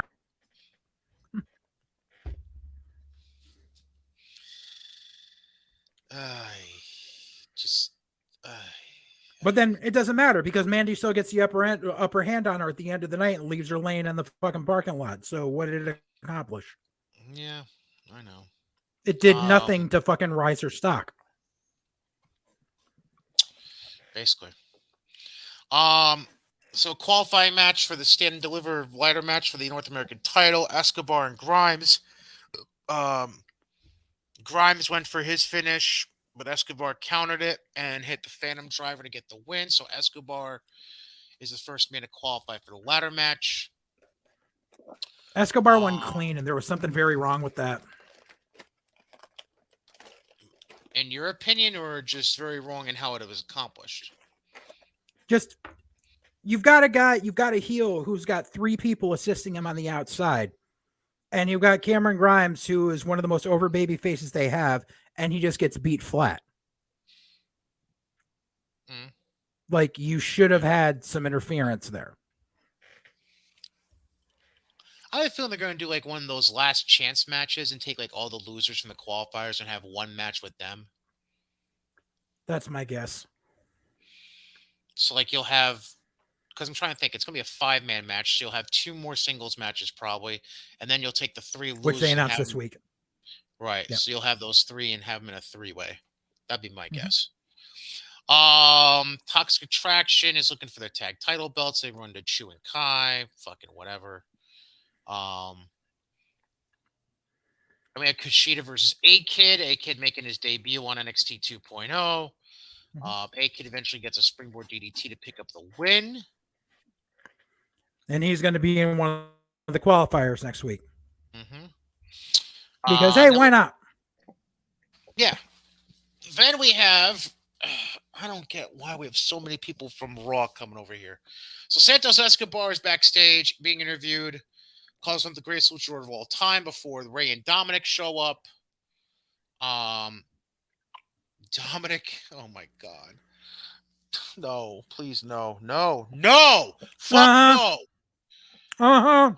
Dominic challenges any Legado. Oh, God. Dominic finally made it to NXT 2 years after he should have fucking been there. Oh, fuck you. Sarai, Tiffany Stratton. Tiffany attacks Sarai. Sarai got fucking crushed. So she couldn't transform. We really did this bullshit. Because you know how she goes and she's dressed like the schoolgirl? Right. No, she didn't steal the necklace. It's just she's dressed like the schoolgirl and then she goes through the smoke and she's in her gear. Right. Well, Tiffany attacked her backstage and threw her through the entrance before she could transform in the smoke. So she was still dressed as a schoolgirl. So she was vulnerable and she got her ass beat. Because we're really fucking doing this in 2022.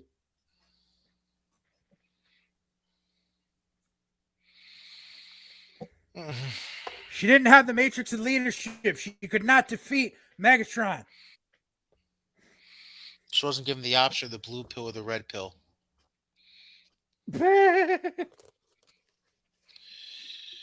Gunther and LA Knight talk backstage. Yeah, apparently we're going to get that. We're going to get Gunther and LA Knight down the road.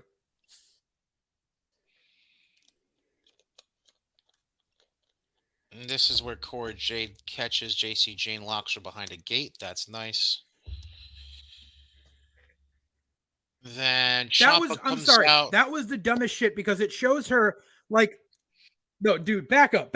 Hold on. I need to go over how stupid this fucking was. Go ahead. So literally, it's like a Home Alone trap. She got the belt hanging by a rope and fucking, she goes in there and she grabs the belt and here come the fucking doors to the fucking cage. They close. The dumbest thing was as the doors of the cage are closing, there's a shot behind the Toxic Attraction bitch. Like there's a cameraman in the cage with her. And then it peers over to the outside with Cora, and there's no camera. I'm trapped in this cage of emotion. It was stupid.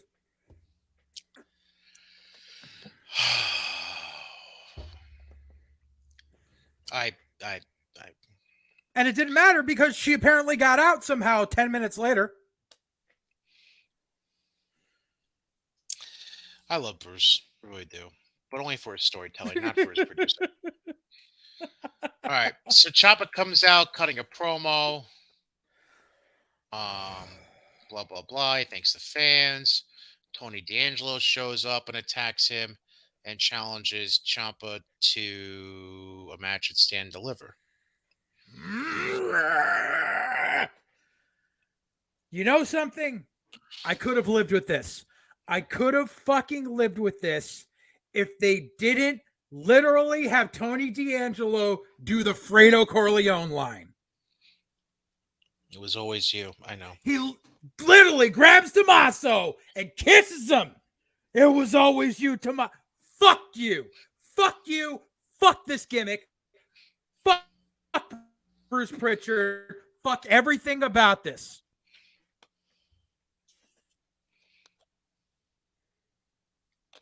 Your core audience, your demographic, your fucking 12 to 16-year-old demographic has never seen the fucking Godfather.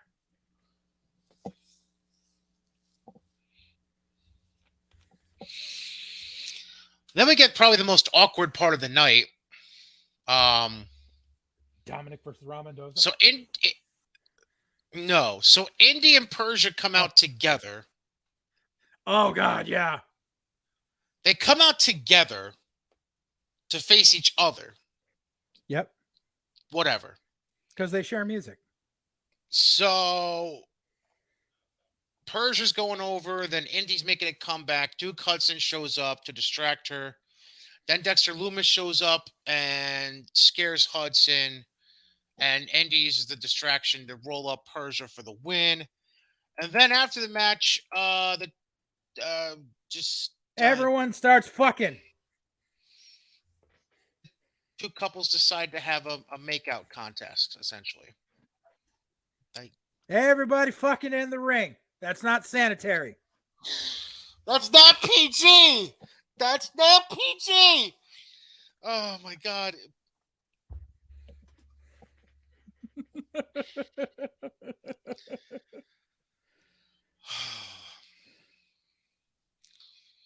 So then we get Gigi Dolan trapped inside a dumpster by a forklift. Priscilla, queen of the trash bags, back where she belongs, in a fucking dumpster.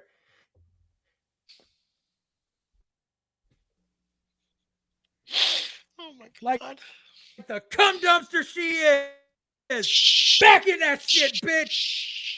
Get back in the fiery water. Oh my God, shut up.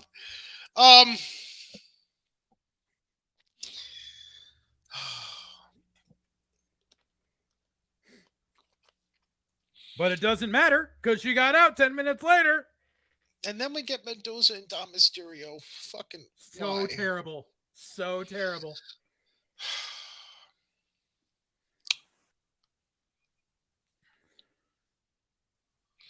So Fallon Henley shows up, takes out Elektra Lopez after she distracted Dom Mysterio at one point. Then Briggs and Jensen come out to back up Fallon Henley in case Santos and Joaquin, right? Thank you. I was about to fucking call him his old name. Zima Ion. Yeah. Then we see Dom pick up the win with a frog splash after Ray took out Escobar. So they just had Dominic go over Raul Mendoza, and I make want to fucking puke. Corey Shade. So Fallon Henley, apparently, because we hold on, back it up. So Because we really didn't know where Fallon Henley came from. She was the chick that was bartending In that fucking vignette where Briggs and Stratton were talking about getting friend zoned. Yeah. That was her introduction. Hi, I'm bartending. She wasn't even under contract yet when they did that. She's part of the new class. But so now they're just throwing her right in there with them. So we're gonna see some sort of mixed fucking tag sometime in the next couple of weeks with Briggs and Stratton and Fallon against fucking Legato. Briggs and Stratton. Briggs and Jensen, sorry. There you go. There you go.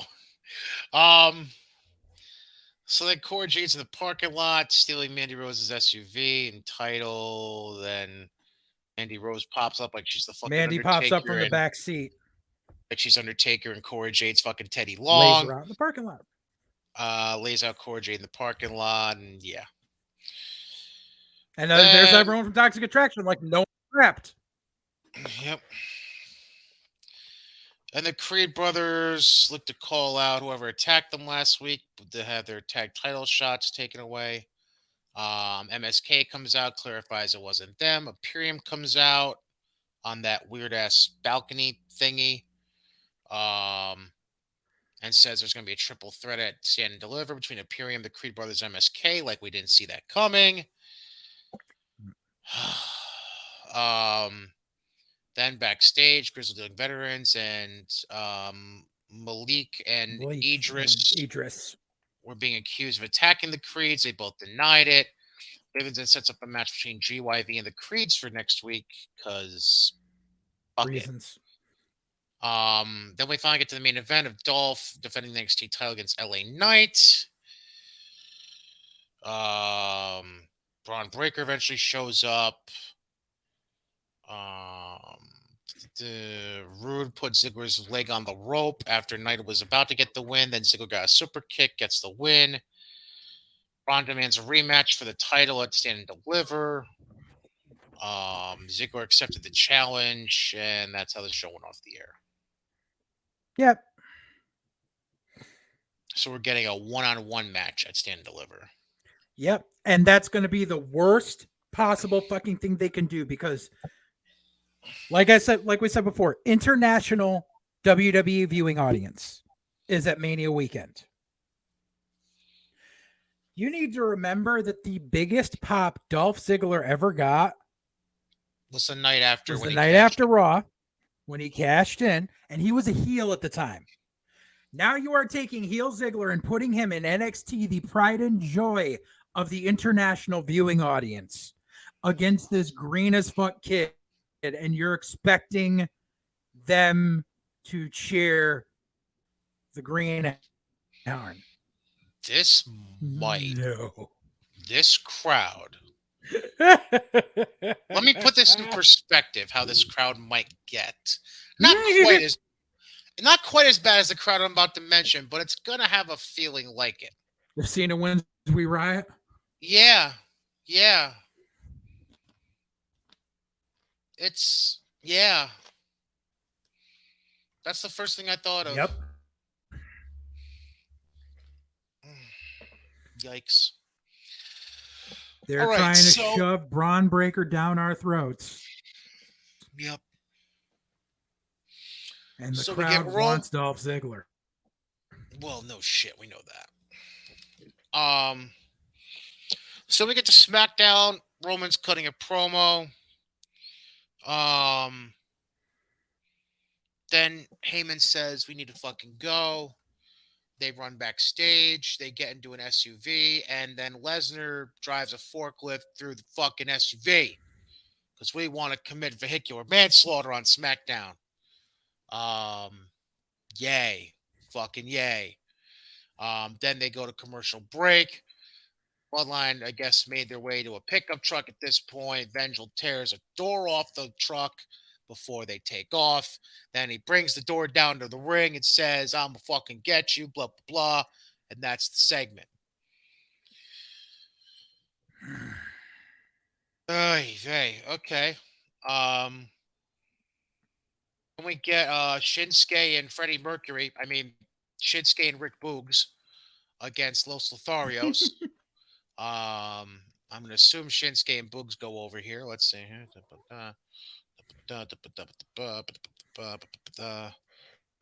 Yes, they did. They beat the Los Yeah. Lotharios. Um, then we have Drew and the Viking Raiders against Jinder, Shanky, and Happy Corbin.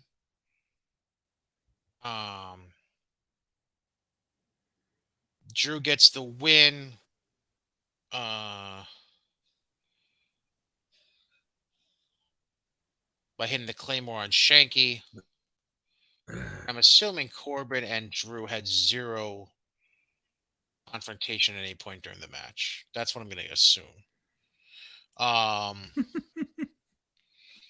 Then backstage, we have Sami Yeah, Zayn pretty sure. challenging Yeah. Johnny Knoxville to an Anything Goes match at WrestleMania. Because reasons. You got to have a reason for the celebrity to go over. We have Naomi and Sasha against Liv and Rhea. Sure. Carmella and Selena watch from ringside. Then it comes to an end when Natalya and Shayna Baszler attack those four, essentially trying to set up a fatal four-way for the women's tag titles is what it's looking like. Cause 4-way. payday. Sure. Whatever. Yep. It almost feels like this is their way of saying we're not going to do a women's rumbles. Yeah. We're just going to book as many females in as many ways as possible. It's kind of what that feels like.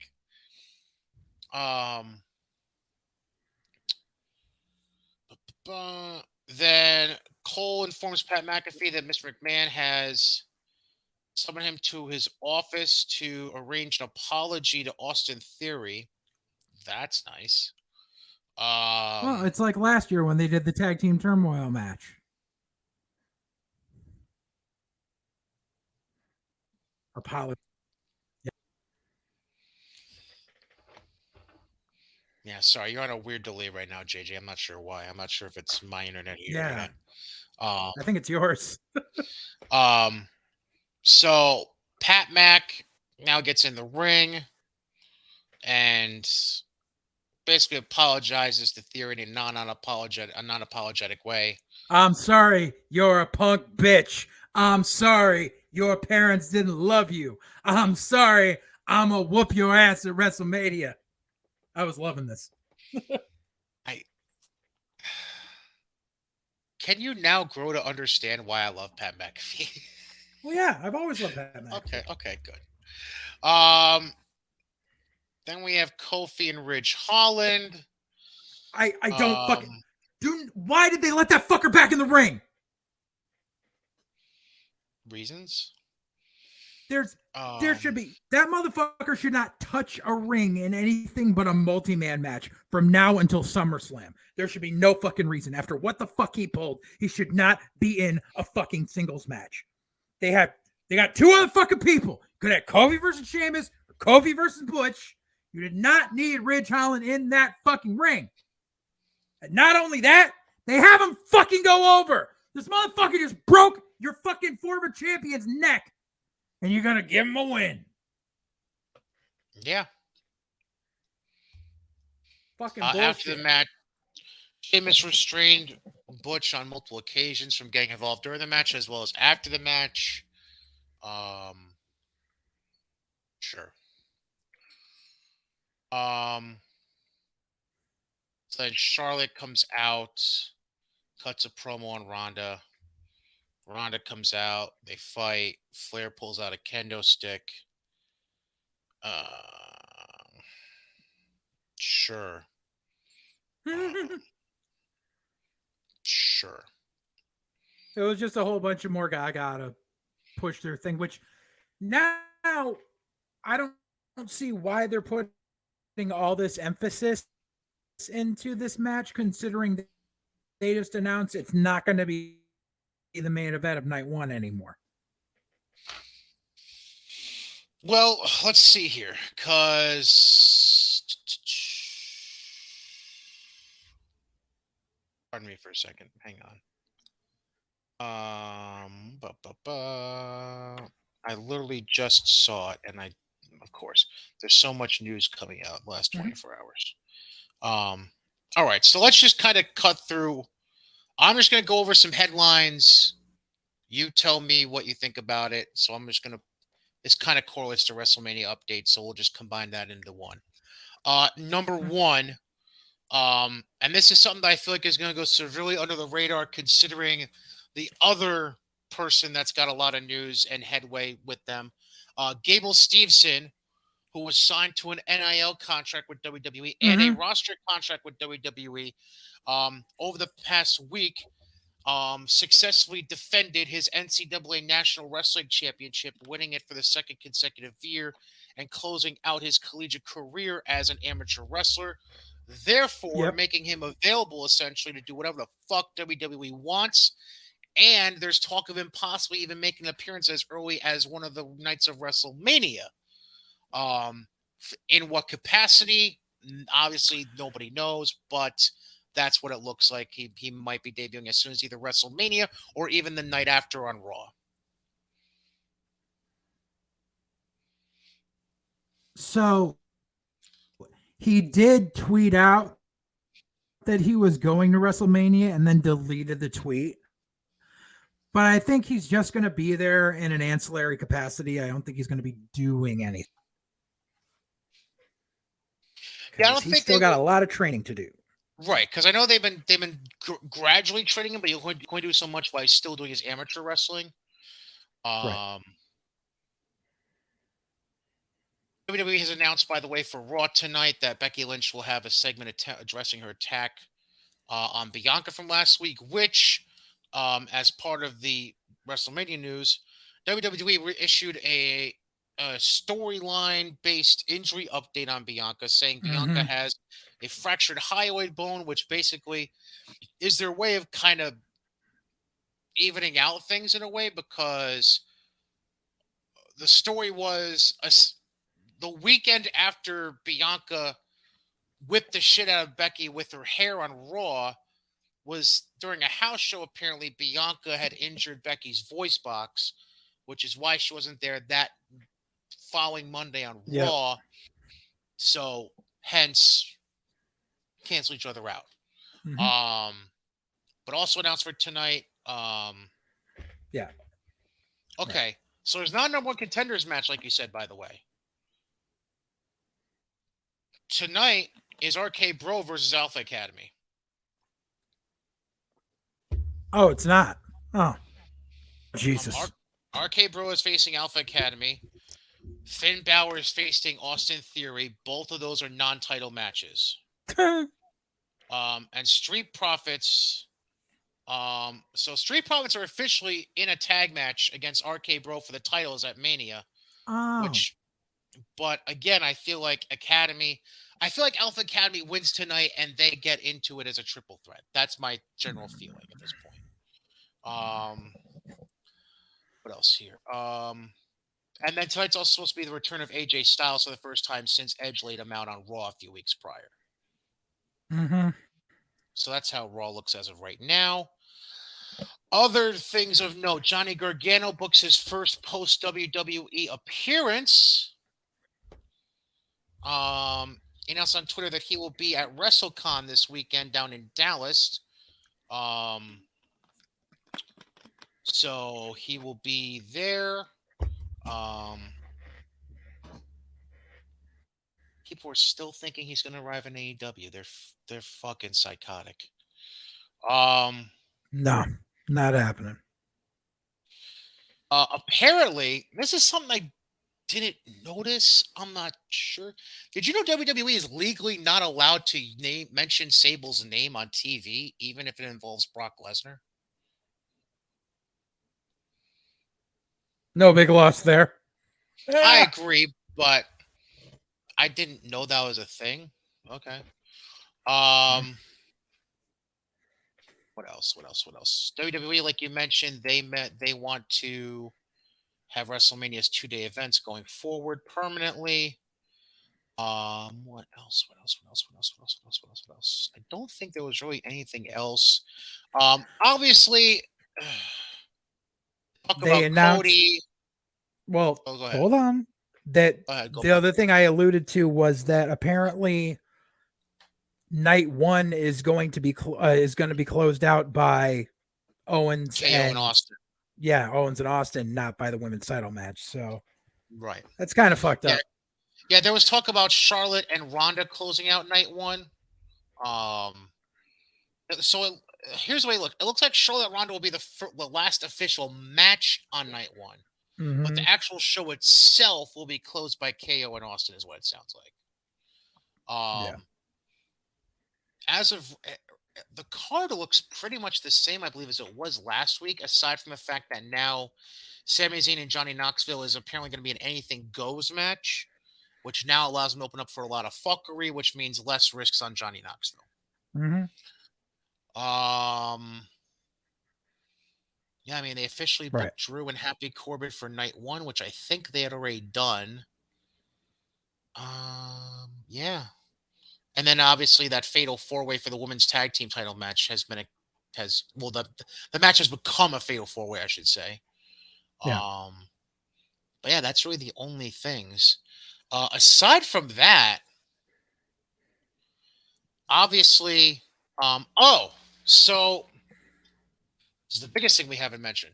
So over the course of the past week, multiple sources reported that Cody has officially signed with WWE. He's not expected to appear on TV at any point before WrestleMania. And obviously, the big talk that's being put out there that I know you don't agree with being the actual option is they're still looking at Cody versus Seth as happening at Mania. Um, as long as as long as this news of him having signed about 2 weeks ago is correct, I mean, I assume that would make sense for him. But the question then becomes, where do you go moving forward from that? See, there's a lot of things that need to take place in order for this to matter to anyone. First off, you're going to have to turn Seth babyface. That's first, and that's top of the list. Which they've kind of started doing, by the way. Yeah, because they need to, because no one is going to cheer Cody. He was getting booed in his own fucking company. And the AEW basement goblins that have all bought tickets to WrestleMania, even though that they say they hate WWE, are going to boo him when he walks out. If he walks out at Mania. Cody is not a likable person. That's just the way it is. And you can't have this guy come in like he's king shit of fuck mountain and be taken seriously, because that gives every advantage to Seth. And Seth can run this motherfucker up one side and down the other and call him everything but a child of God, and the crowd is going to cheer Seth. He's going to be like, dude, you were so unlike, you got kicked out of the company you created. And the crowd's going to cheer. He's going to be like, hold on. Here, let me get your face paint, Stardust. The crowd's going to cheer. Anything Seth says, the crowd is going to cheer Seth. Anything that Cody says, the moment he opens his mouth with that fucking lisp, the crowd is going to start booing. So you have no option but to turn Seth babyface in this, if that's the route you're going to go.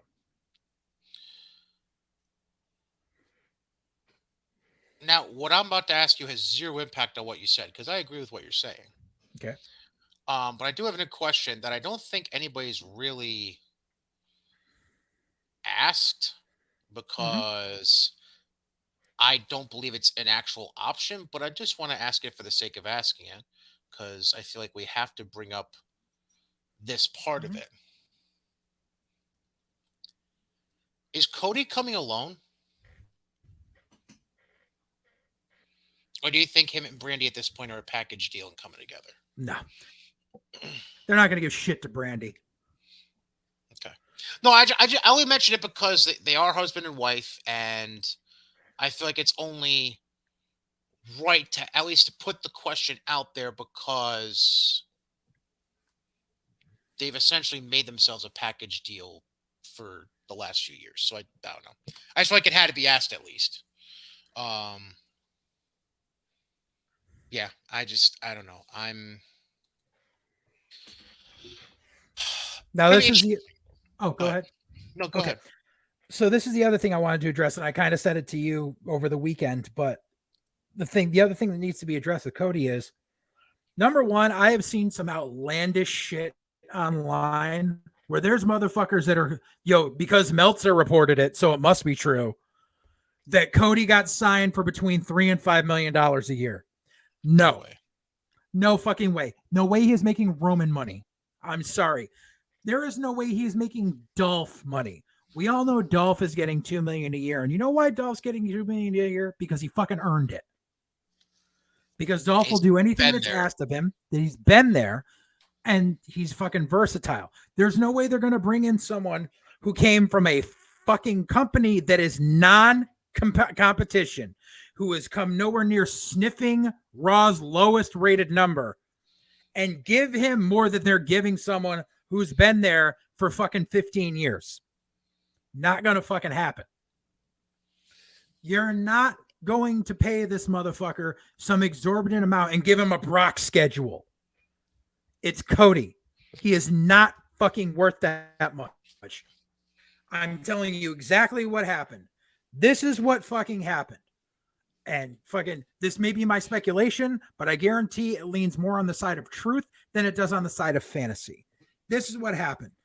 Cody and Tony Khan couldn't come to an agreement because Cody wanted Punk money. Cody wanted full creative control and he wanted Punk money. And he said, well, if we don't get it, we're going to walk. And Tony Khan went, fine. And then Cody realized Tony wasn't calling him back. Cody maybe made one call to Japan and said, you know something? I don't want to go to Japan because I've got a kid. I want to stay in the States. And he realized that Tony Khan called his bluff and wasn't inviting him back. And what happened was Cody went to WWE and said, I'll be your new hot commodity and blah, blah, blah, blah, blah. And they went, okay, we'll give you this much. And Cody went, no, I want Punk money. And they're going to be like, you can go peck shit with the chickens. Fuck yourself. And then Cody sat home and said, do I really want to hustle on the indies for fucking $1,000 paydays here and there when I'm already used to this lavish fucking lifestyle because I've been suckering this money mark for 3 fucking years to get 2 fucking salaries from him? And then, he finally fucking went back to WWE and said, okay, I'll come in for less than what I was asking before. And WWE went, you were making $250K a year to be a fucking EVP there, and God knows how much is a talent.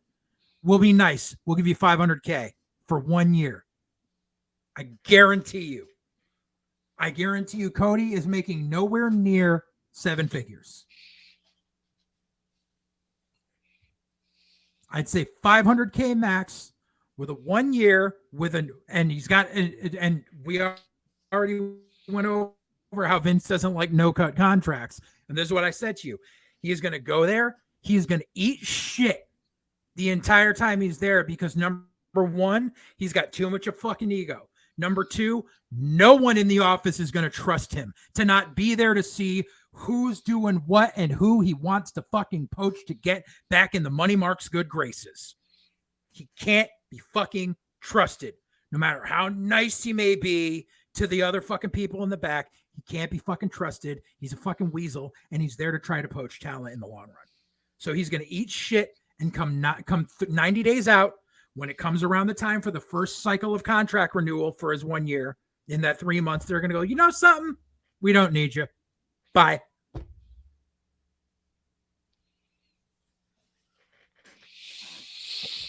Well, we're certainly going to find out sooner than later.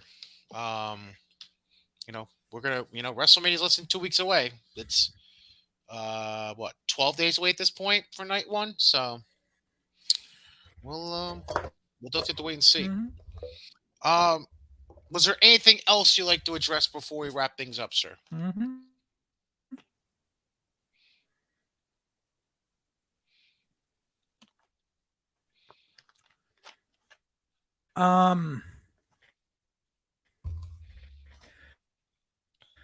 I'm trying to think if there was something else.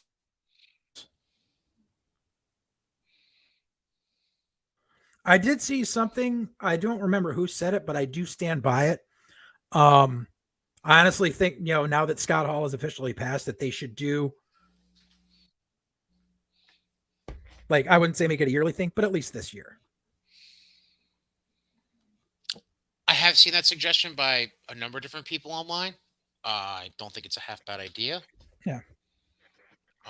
Yeah. Especially considering your champ knows what to do with a ladder. Um, Yeah. yeah, not a bad idea. Not a bad idea at all.